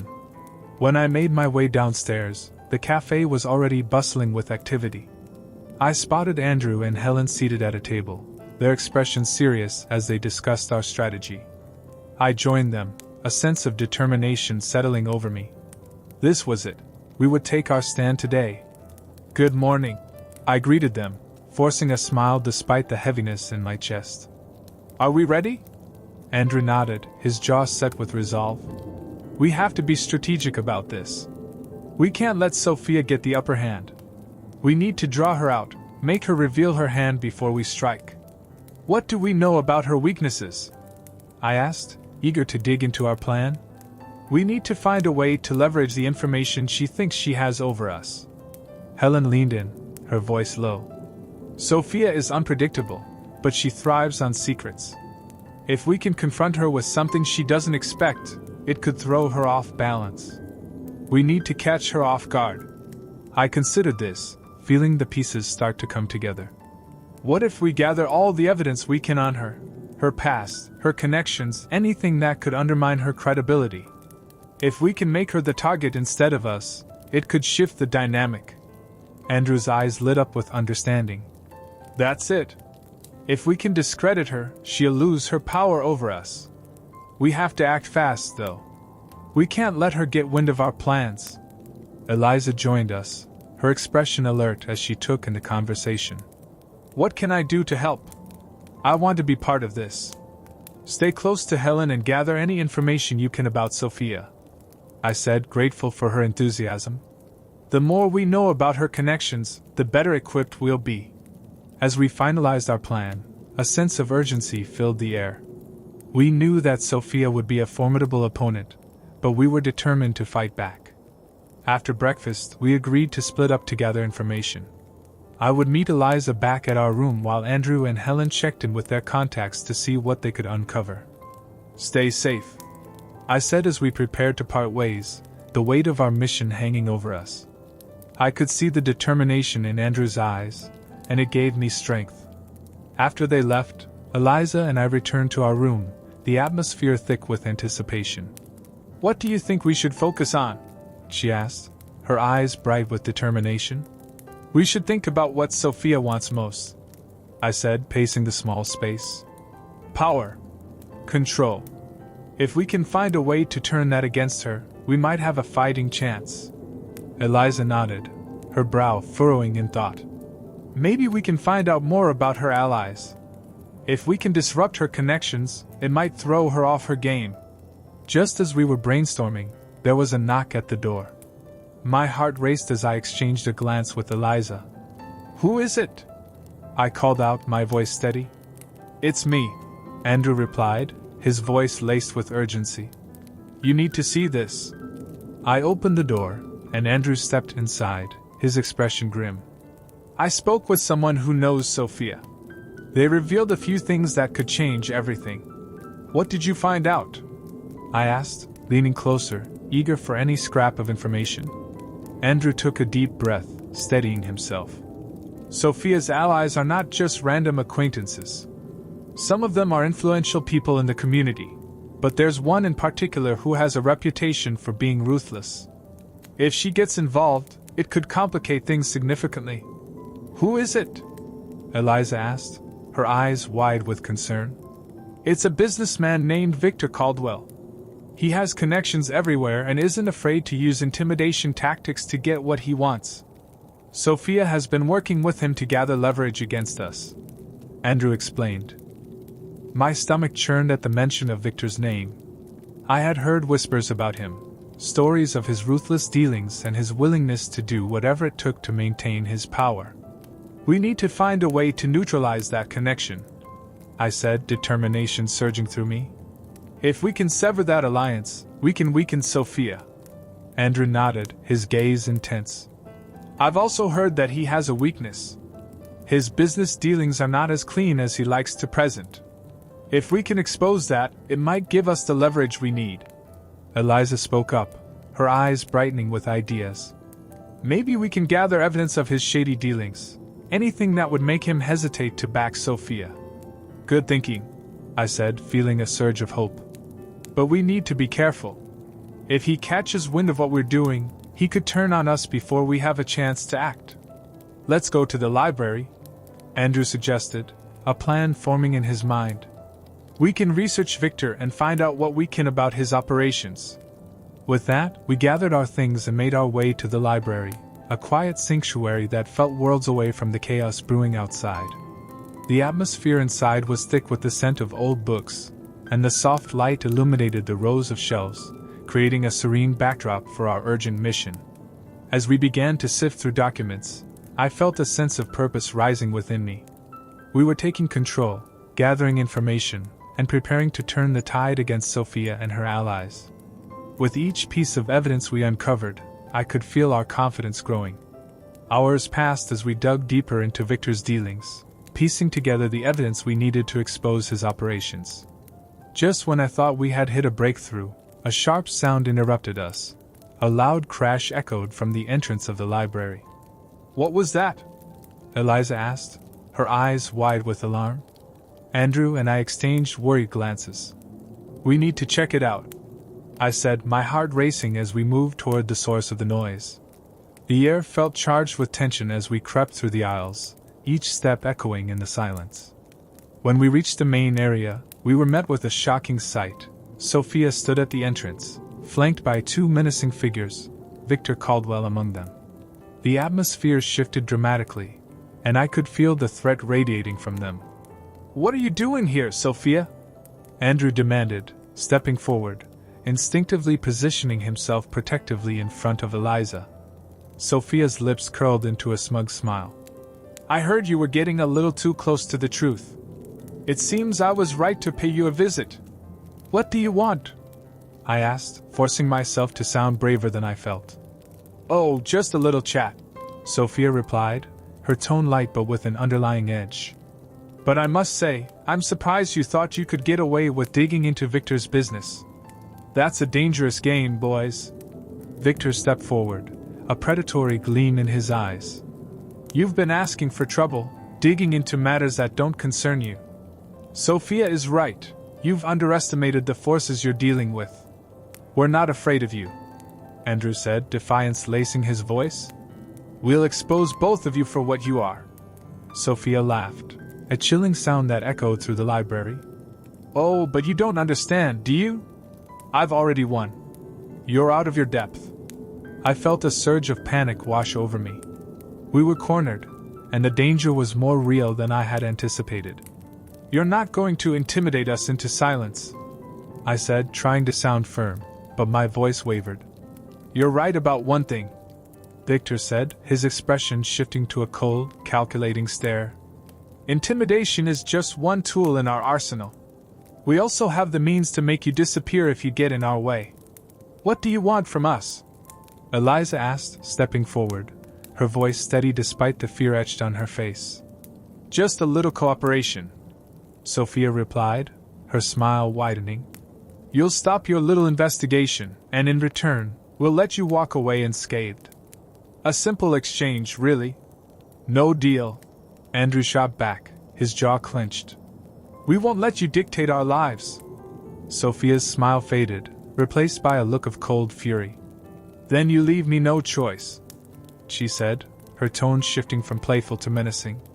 Victor, I believe it's time to remind them of the consequences of defiance.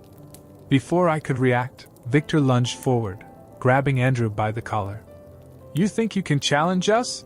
He growled, pulling him close. You have no idea what you're up against.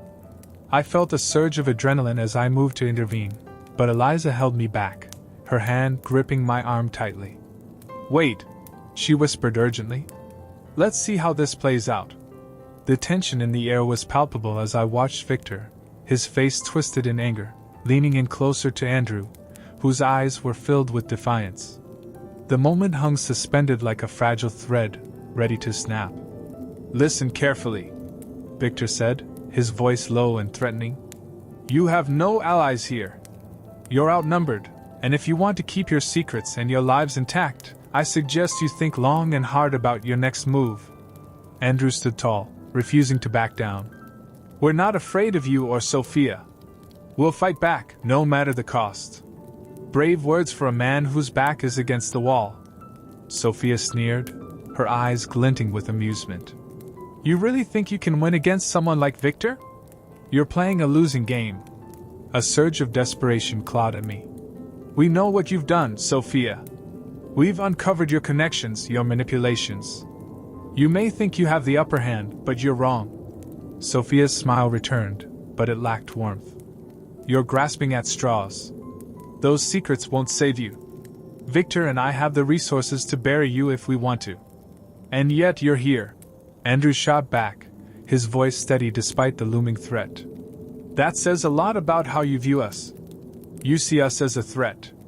Before Sophia could respond, I saw an opening. What are you really afraid of, Sophia? I challenged. Is it the truth? The truth that could unravel everything you've built? Or is it that you know we're on to you? Sophia's expression hardened, but there was a flicker of uncertainty in her eyes. Enough of this, she said, regaining her composure. You have one last chance to walk away. If you don't take it, you'll regret it. We won't walk away, Eliza declared, her voice firm. We're not afraid of you or Victor. We stand together, and you can't break us. Victor tightened his grip on Andrew, but I could see the hesitation flickering in his eyes. They had come expecting us to cower in fear, but instead, they faced a united front, a front they hadn't anticipated. Very well, Sophia said, her tone chillingly calm. If you want to play hardball, then so be it. But know this, I always win. With a swift motion, she gestured to Victor, who released Andrew and stepped back, a calculating look crossing his face.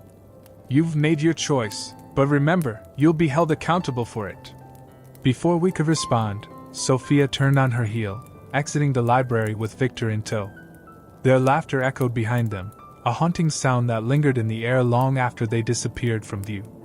The tension in the room dissipated slightly, but the reality of our situation settled heavily upon us. What just happened? Andrew said, his voice laced with disbelief. Did they just walk away? I think they're underestimating us, I replied, still feeling the adrenaline coursing through my veins. But they're not done with us yet. We need to act fast. Eliza stepped closer, her eyes wide with determination. What do we do now? We can't let them think they've won.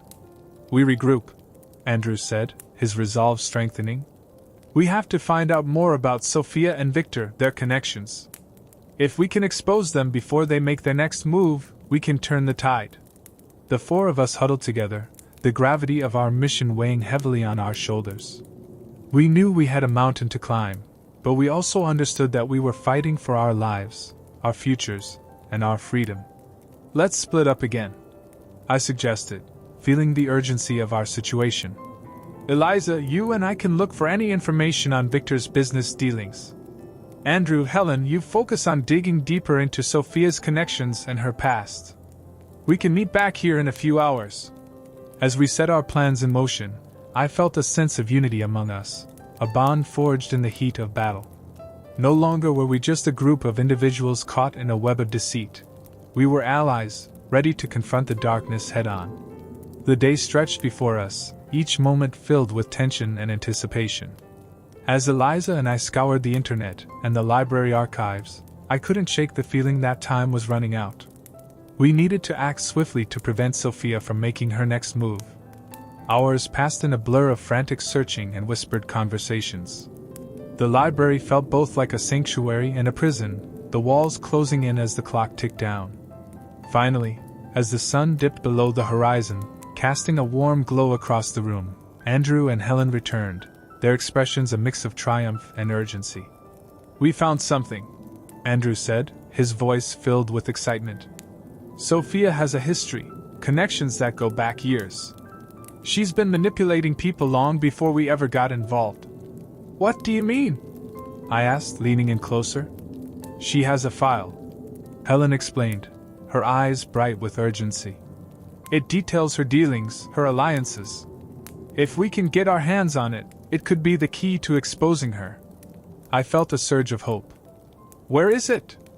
She keeps it in her office, Andrew replied. It's risky, but if we can get in there, we might uncover everything we need.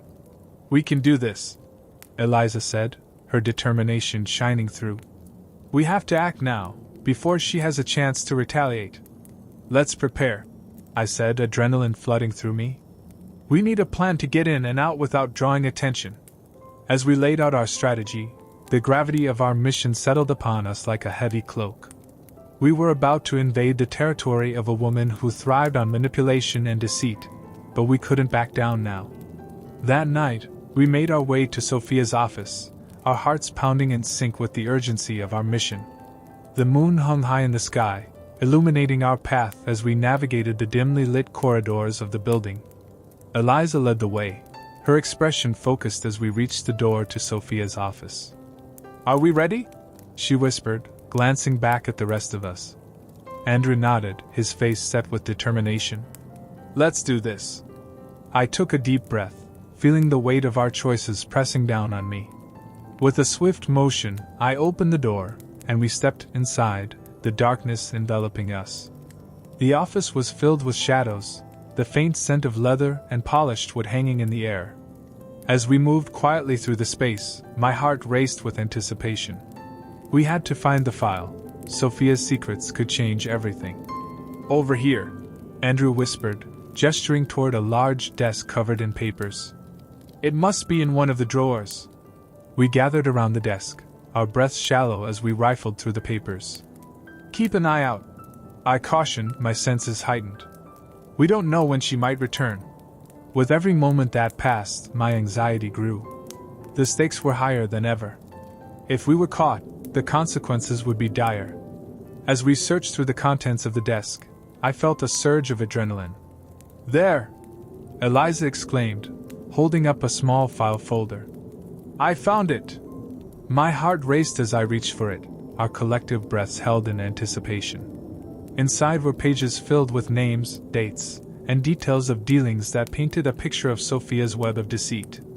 We need to go, Andrew said urgently, glancing toward the door. We can't risk staying here any longer. Just as we turned to leave, the sound of footsteps echoed in the hallway. Panic surged through me, and I felt a rush of fear. We need to hide, I hissed, my heart pounding. We scrambled to find a place to conceal ourselves, ducking behind the heavy curtains that lined the office. The footsteps grew louder, and I held my breath, praying we wouldn't be discovered. Sophia entered the office, her heels clicking sharply against the floor. I could see her silhouette through the fabric, and my heart raced with fear and urgency. What a mess, she muttered, surveying the cluttered desk. Someone's been digging where they don't belong. I felt Eliza's hand grip mine tightly, her breath shaky against the backdrop of Sophia's voice. We have to stay quiet, I whispered, my heart pounding in my chest. As Sophia continued to pace, my mind raced. We were so close to uncovering the truth, but now we were at her mercy. If she found us, everything we'd worked for would be in vain. Those fools, she muttered under her breath. They think they can take me down, but I will show them the consequences of crossing me. Her words sent a chill down my spine. She was a woman fueled by rage and ambition, and we were caught in her crosshairs. After what felt like an eternity, Sophia stepped away from the desk, her heels clicking as she exited the office, leaving us in a heavy silence. I waited for the sound of her footsteps to fade completely before I let out a breath I didn't realize I'd been holding. We have to move now, I whispered urgently. We can't waste any time. We slipped out from behind the curtains, adrenaline fueling our escape as we hurried out of the office, the weight of the file clutched tightly in my hand. The tension hung heavy in the air as we made our way down the dimly lit corridor, each step echoing with urgency. We had narrowly escaped discovery, but the danger was far from over. Where do we go now? Eliza whispered, glancing nervously over her shoulder. Back to the library, I replied, my heart racing. We can figure out our next move there, away from prying eyes. We retraced our steps through the shadows, each footfall quickening our pulse. The library was a haven in the chaos, a place where we could strategize and process the information we just uncovered.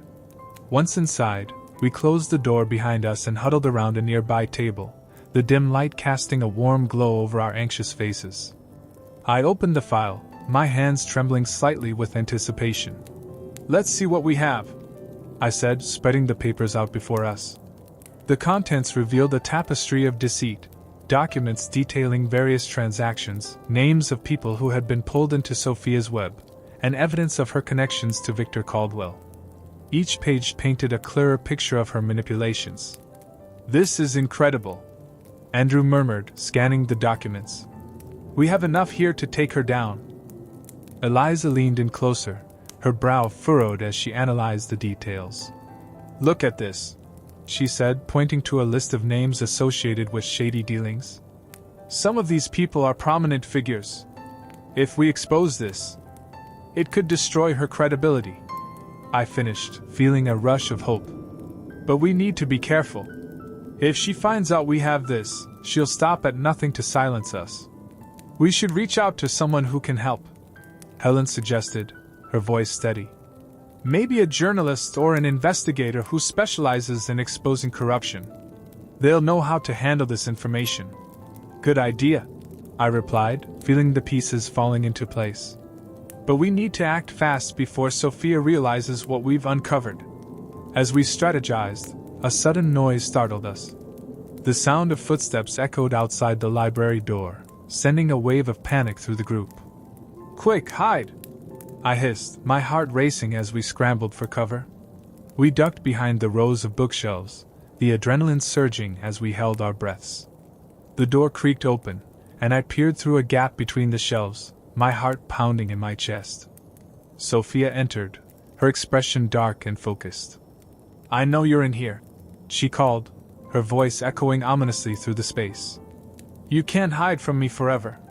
My heart raced as I exchanged worried glances with the others. She was relentless, and her confidence sent a chill down my spine.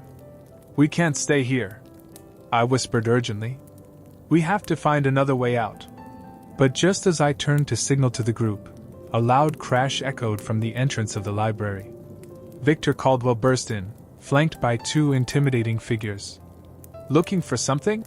He sneered, a predatory glint in his eyes. Sophia turned to him, her demeanor shifting to one of amusement. I see you found them, Victor. I told you they wouldn't get far. Your little investigation ends here.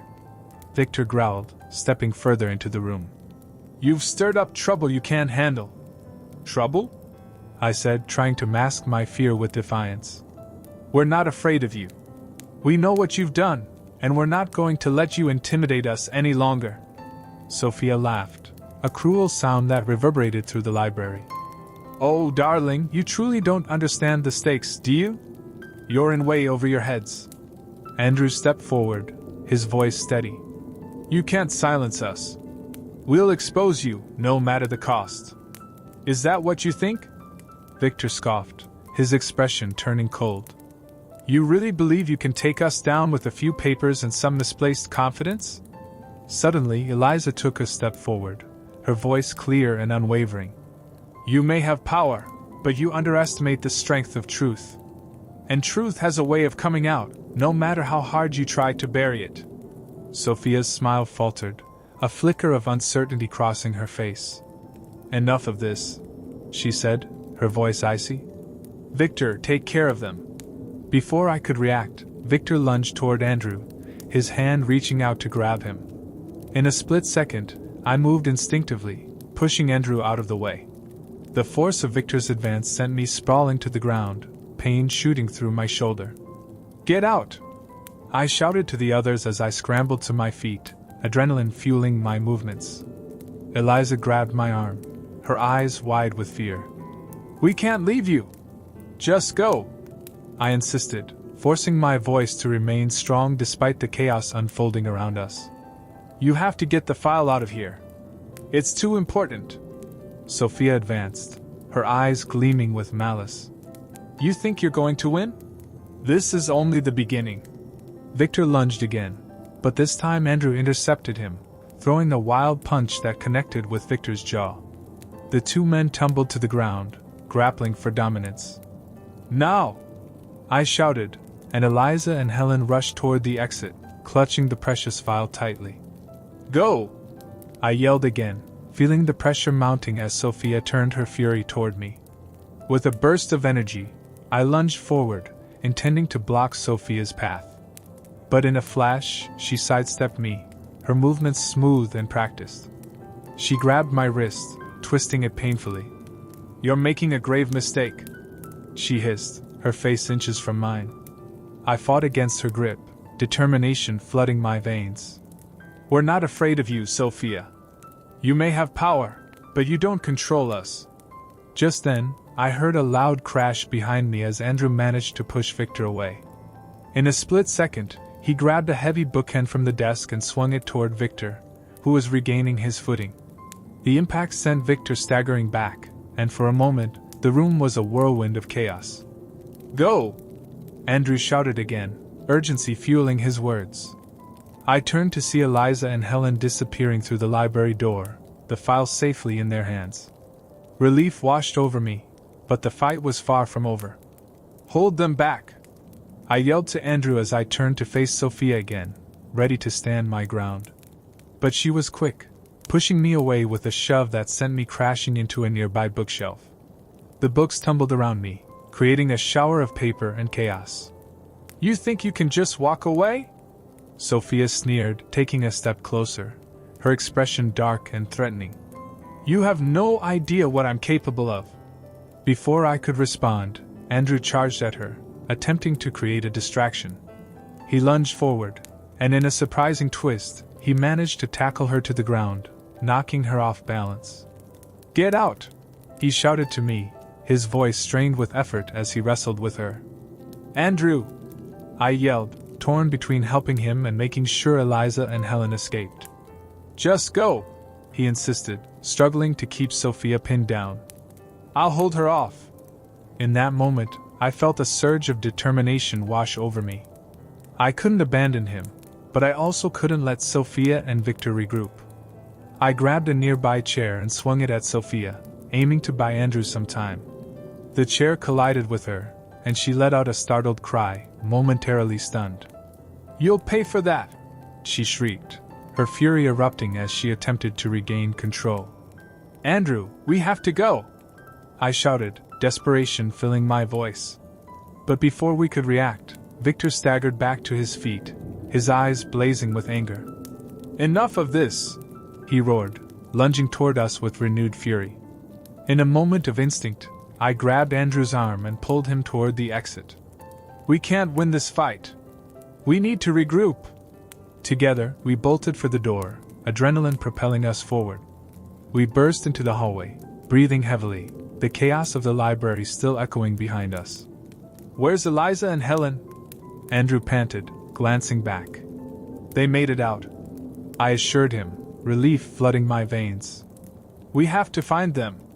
We dashed through the dimly lit corridors, the urgency of our escape fueling our every step. As we reached the lobby, I spotted Eliza and Helen near the entrance, their faces pale with fear. "There you are!" Eliza exclaimed, rushing toward us. "We were so worried! We need to leave now," I urged, scanning the area for any signs of pursuit. "They'll come after us." Andrew nodded, catching his breath. "We have the evidence. Now we just need to find a way to make it count." With our hearts racing, we moved swiftly through the hotel lobby, dodging the curious stares of the guests. We pushed through the front doors, stepping into the cool night air, the reality of our escape settling in. As we stood outside, the gravity of our situation washed over us. "What now?" Helen asked, her voice shaky. "Now we take this evidence and go public," I said, my determination rekindled. "We can't let Sophia and Victor silence us. We have to expose them for who they really are." Eliza nodded, her resolve strengthening. "But we need to be careful. They won't stop coming after us." "Agreed," I said, glancing around to ensure no one was following us. "We should find a safe place to lay low and make a plan. There's a cafe down the street that's open late," Andrew suggested. "We can go there and gather our thoughts." We moved quickly, slipping into the shadows as we made our way to the cafe. The place was nearly empty, the soft hum of conversation and the aroma of coffee creating a semblance of normalcy amidst our chaos. We settled into a corner booth, our voices low as we began to formulate our next steps. "We need to contact a journalist," Eliza said, pulling out the file and laying it on the table. "Someone who can help us navigate this and get the story out there. I have a friend who works for the local paper," Andrew offered. "I can reach out to him. He might be able to help us." "Do it," I urged, my heart pounding with anticipation. "We need to move fast before Sophia and Victor can retaliate." As Andrew pulled out his phone, I scanned the cafe, the weight of our situation pressing down on me. The evidence we had gathered was powerful, but we had to ensure it made the right impact. We couldn't let Sophia and Victor escape unscathed. After a few minutes, Andrew put his phone down, his expression serious. I reached him. "He's on board and wants to meet us in an hour. He knows a good investigator who specializes in corruption cases." "Perfect," I said, relief washing over me. "We'll hand over the evidence, and they can help us take this public." Just then, Helen looked up, her brow furrowed in concern. "What if they find out we're here? What if they come after us?" "We'll be careful," I reassured her. "We can't let fear dictate our actions. We need to stay vigilant and stick together." As we spoke, a shadow crossed the entrance of the cafe. My heart sank as I saw Victor and Sophia enter, their expressions dark with intent. They scanned the room, and my stomach dropped as their gazes landed on our table. "Time to go!" I shouted, and we scrambled to our feet, adrenaline surging through us. We dashed toward the exit, but before we could reach the door, Victor was upon us, blocking our path. "Where do you think you're going?" he sneered, his eyes narrowing with menace. "Let us through," Andrew said, trying to sound confident, but I could hear the tremor in his voice. Sophia stepped forward, her smile chilling. "You thought you could get away with this, didn't you? But you're just making it worse for yourselves. Let us pass," I demanded, forcing myself to meet their gaze. "You can't intimidate us anymore." Victor stepped closer, a menacing aura surrounding him. "You're out of your league, kid. This isn't a game, this is life and death." Without warning, Sophia lunged toward Eliza, grabbing her arm in a vice-like grip. "You're coming with us," she hissed. In a flash, I reacted, shoving Sophia back and positioning myself protectively in front of Eliza. "You won't touch her," Victor sneered, his expression twisted with rage. "You're making a mistake, trying to fight us. You don't know what we're capable of." Andrew stepped up beside me, a look of determination on his face. You can't scare us into submission. We've got what you don't want the world to see. Really?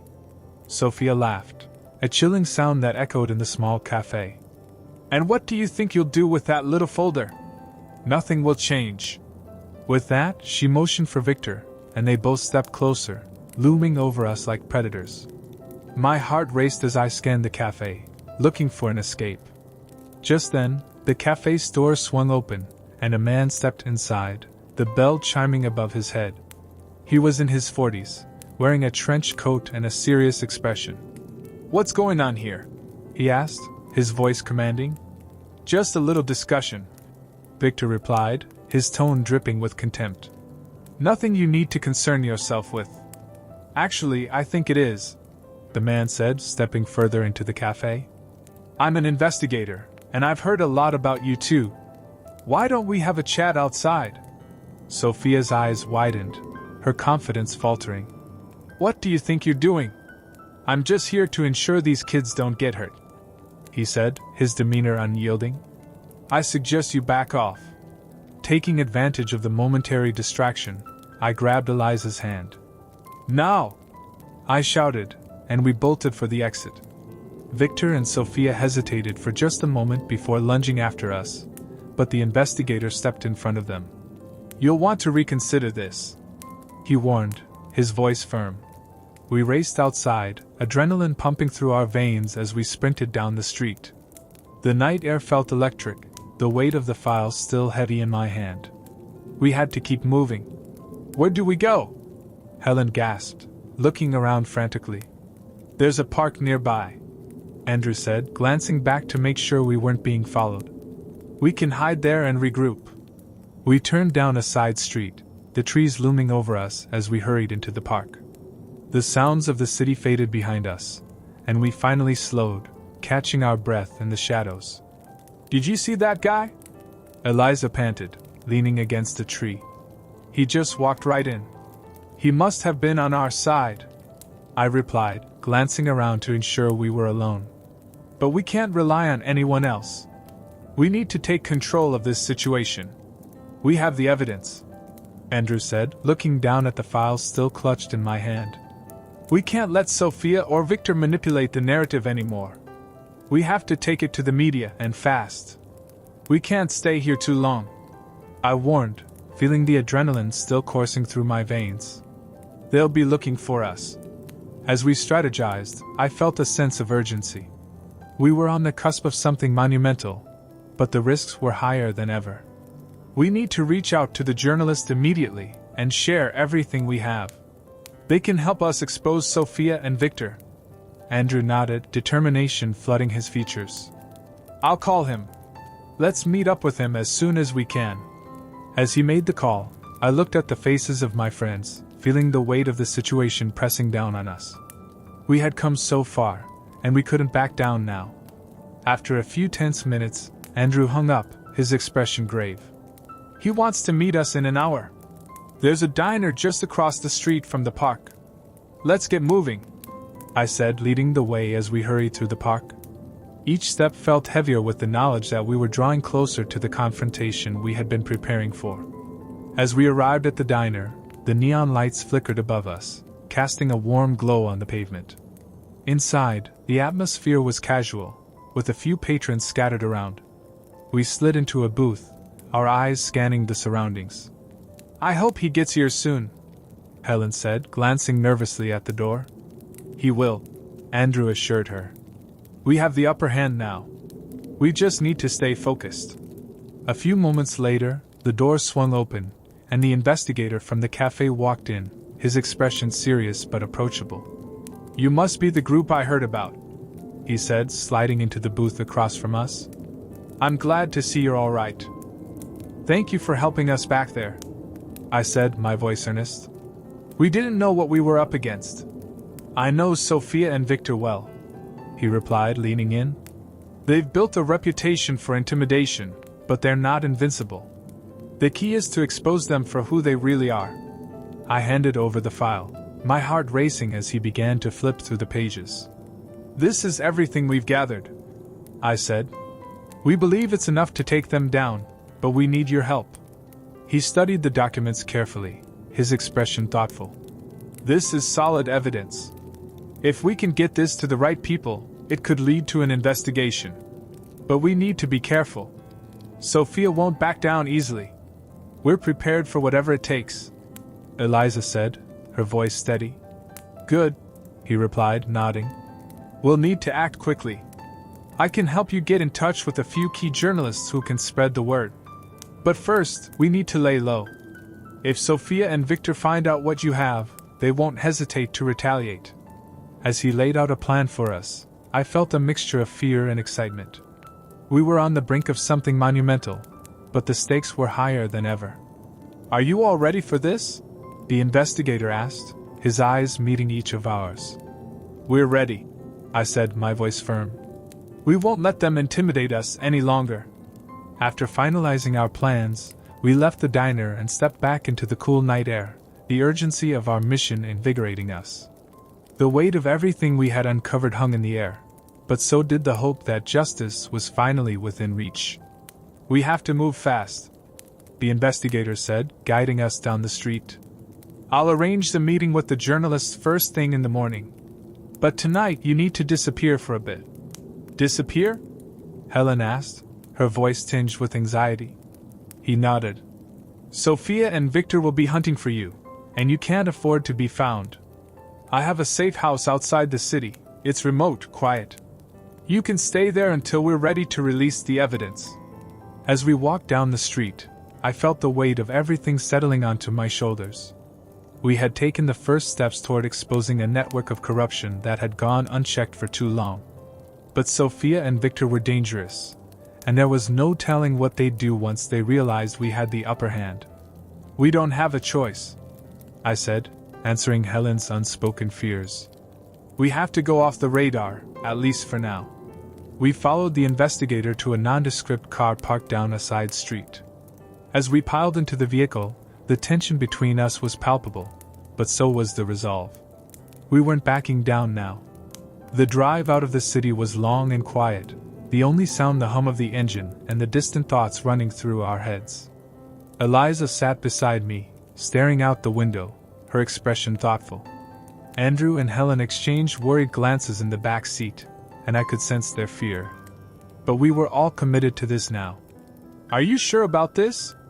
Eliza whispered, her voice barely audible. I turned to her, meeting her gaze. We've come too far to stop now. We have to see this through, no matter what it takes. The investigator pulled off the highway and onto a narrow road that wound through a dense forest.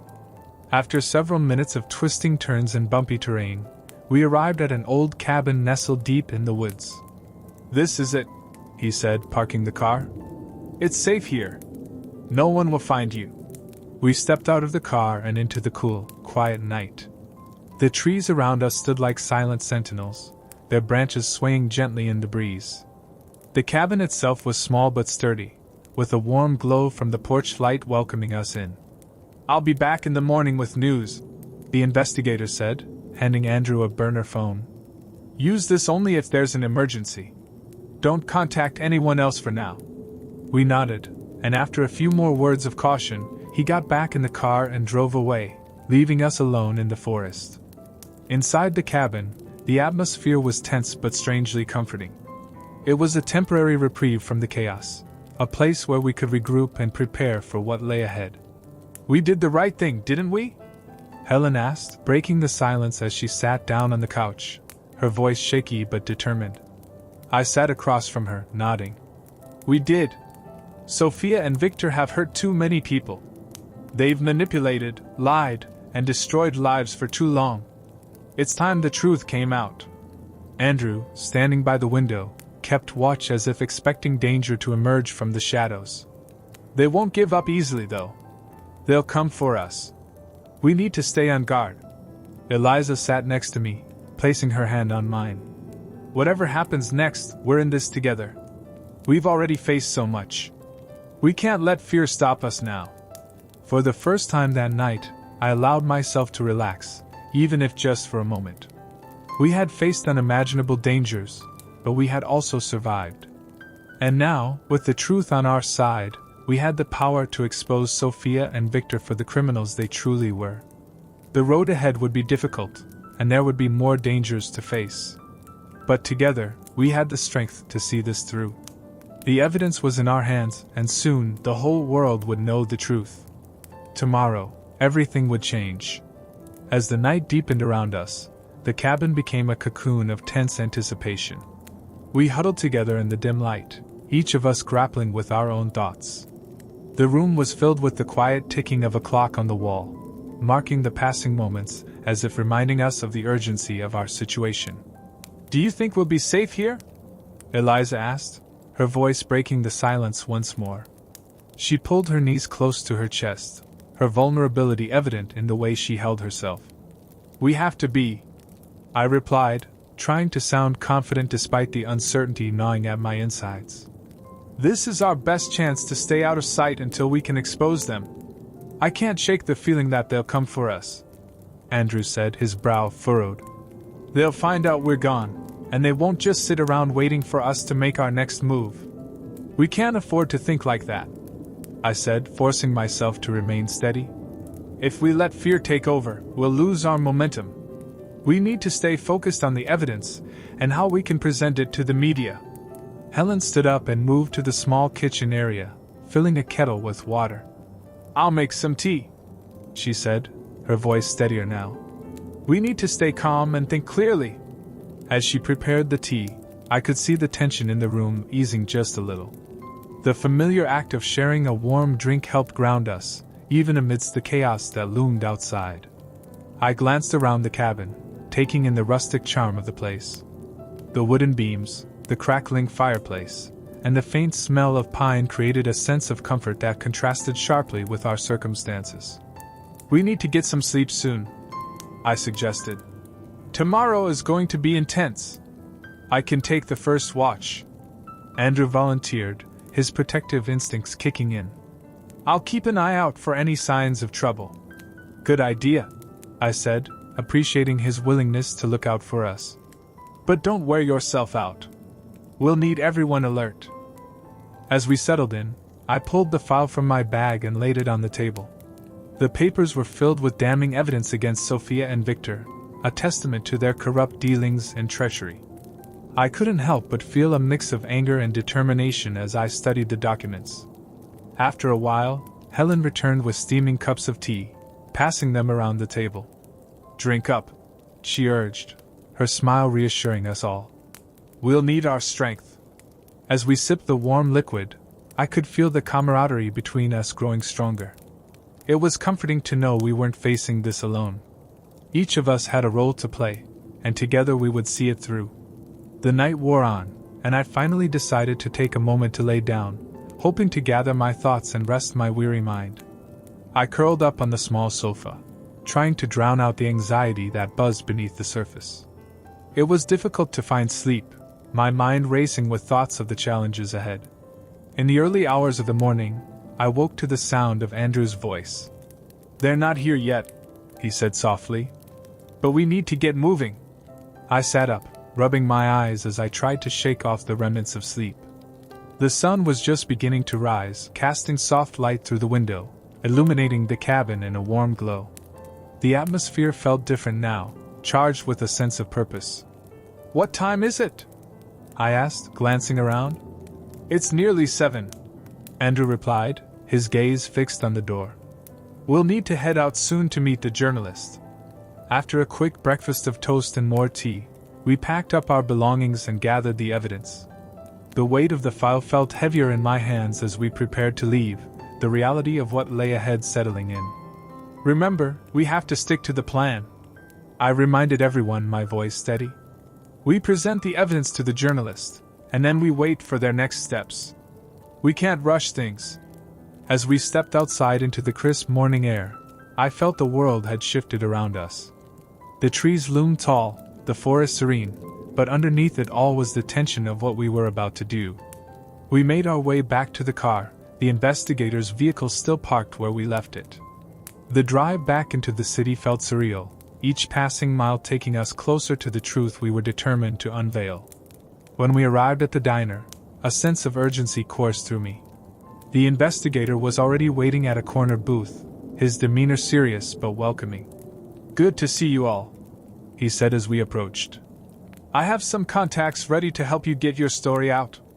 We just need to be careful and methodical about how we proceed." We slid into the booth, and I handed over the file. The investigator began to review the documents, his expression shifting from focus to concern as he processed the evidence. "This is extensive," he said, nodding. "You've done a lot of work gathering this information. It's time we put it to good use." Just then, the door opened, and a woman walked in, a journalist, I presumed. She looked determined, her notepad in hand, ready to uncover the truth. "Are you the group that has information about Sophia and Victor?"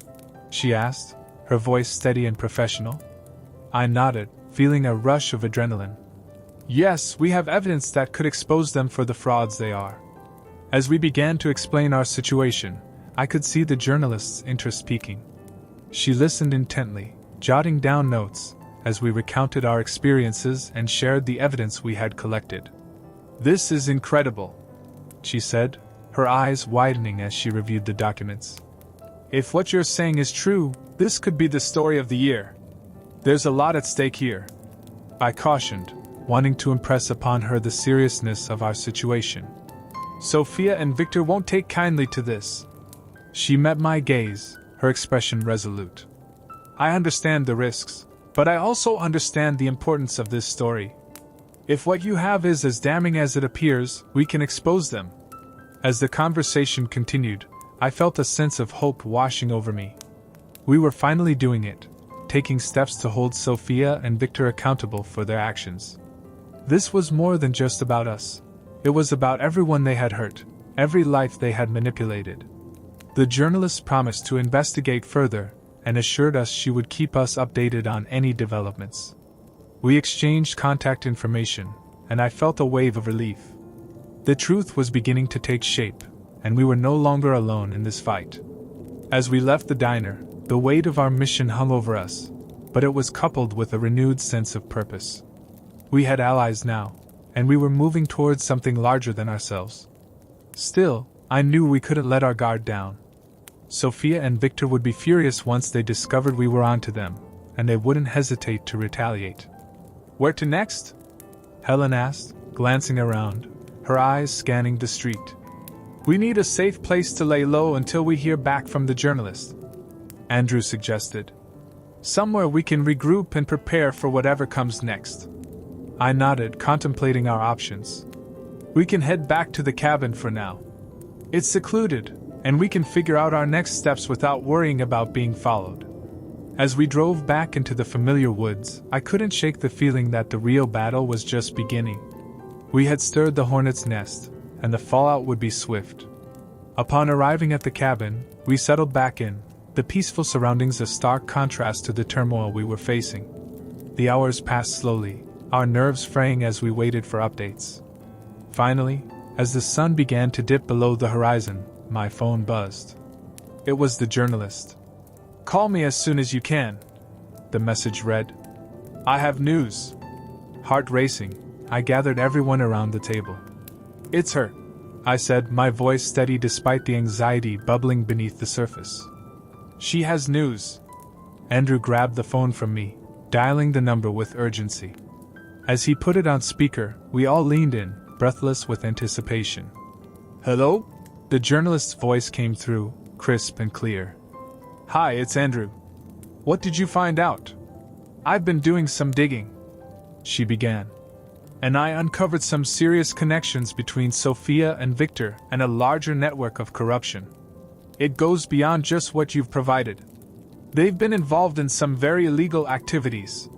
My heart raced at the implications. "What do you mean?" "They're connected to several shady deals, including fraudulent contracts and money laundering. This is big, and if we can get the right authorities involved, we can take them down. But we have to act fast," I said, urgency flooding my voice. "They won't hesitate to silence us if they find out." "Exactly," she agreed.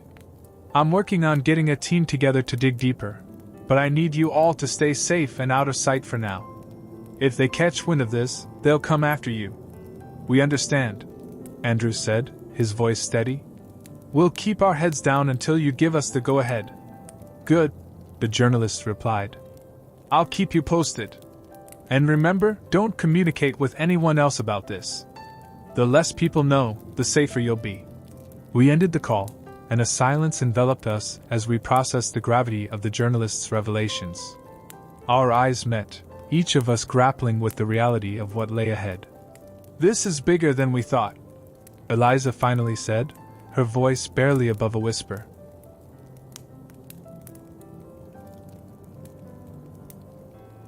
If they're involved in something like money laundering, it could be a real war. I nodded. We need to be strategic about our next moves. This isn't just about exposing them anymore, it's about survival. Helen, who had been pacing nervously, stopped and faced us. We have to figure out how to protect ourselves. If they find out we're onto them, we won't just be in danger, our families will be too. The thought struck me hard. I had been so focused on the mission that I hadn't considered the broader implications of our actions. You're right, I said, my voice firm. We need to create a plan for our families too. They could be used as leverage against us. Andrew stood up, determination etched on his face. We should reach out to them, let them know we're safe, but warn them to be cautious. Agreed, I said. We can't put them at risk just because we're in the thick of this. Helen grabbed her phone and stepped outside to make the calls. I watched her go, feeling a mixture of admiration and concern for her bravery. It was one thing to fight for our own safety, but another entirely to put loved ones in the line of fire. As we waited, the cabin was filled with an uneasy tension. I could sense that we were all wrestling with our fears and doubts, but we couldn't afford to let them take over. We had come too far, and now we were closer than ever to exposing the truth. Do you think the journalists will really help us? Eliza asked, her voice tinged with uncertainty. I mean, what if she gets scared and backs out? I believe she will, I replied, trying to infuse some confidence into my words. She's invested in this now. If she exposes Sophia and Victor, it could be her big break. Let's just hope it doesn't cost us our lives in the process, Andrew added, glancing towards the window as if expecting someone to come barging through at any moment. Minutes stretched into what felt like hours as we waited for Helen to return. Each tick of the clock felt like a countdown, building anticipation mixed with anxiety. Finally, she walked back in, her face a mask of determination. I spoke to my parents, she said, her voice steady. I told them to be cautious and to keep an eye out for anything unusual. I think they understood. Good, I said, relief flooding through me. That's one less thing to worry about. Now we need to focus on our safety here, Andrew said, glancing around the cabin. We can't let our guard down, even for a second. The sun began to set outside, casting long shadows across the room. I could feel the darkness creeping in, both literally and metaphorically. We were isolated, and the sense of vulnerability was palpable. As night fell, we gathered in the living area, the glow of the fireplace providing a flickering warmth against the encroaching cold. We settled in, each of us lost in our thoughts, but I knew we needed to keep the momentum going. Let's review our plan, I suggested, trying to redirect our anxiety into something productive.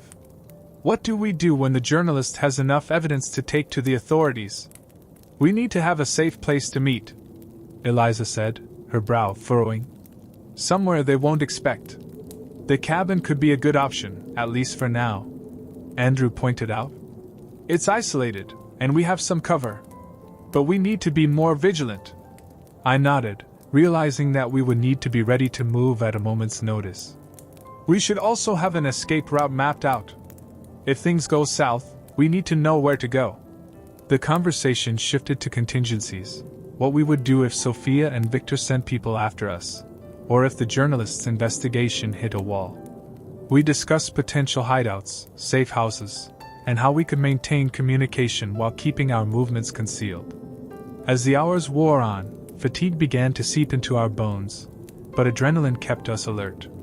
Eventually, we settled into a plan that felt robust enough to handle the uncertainty we faced.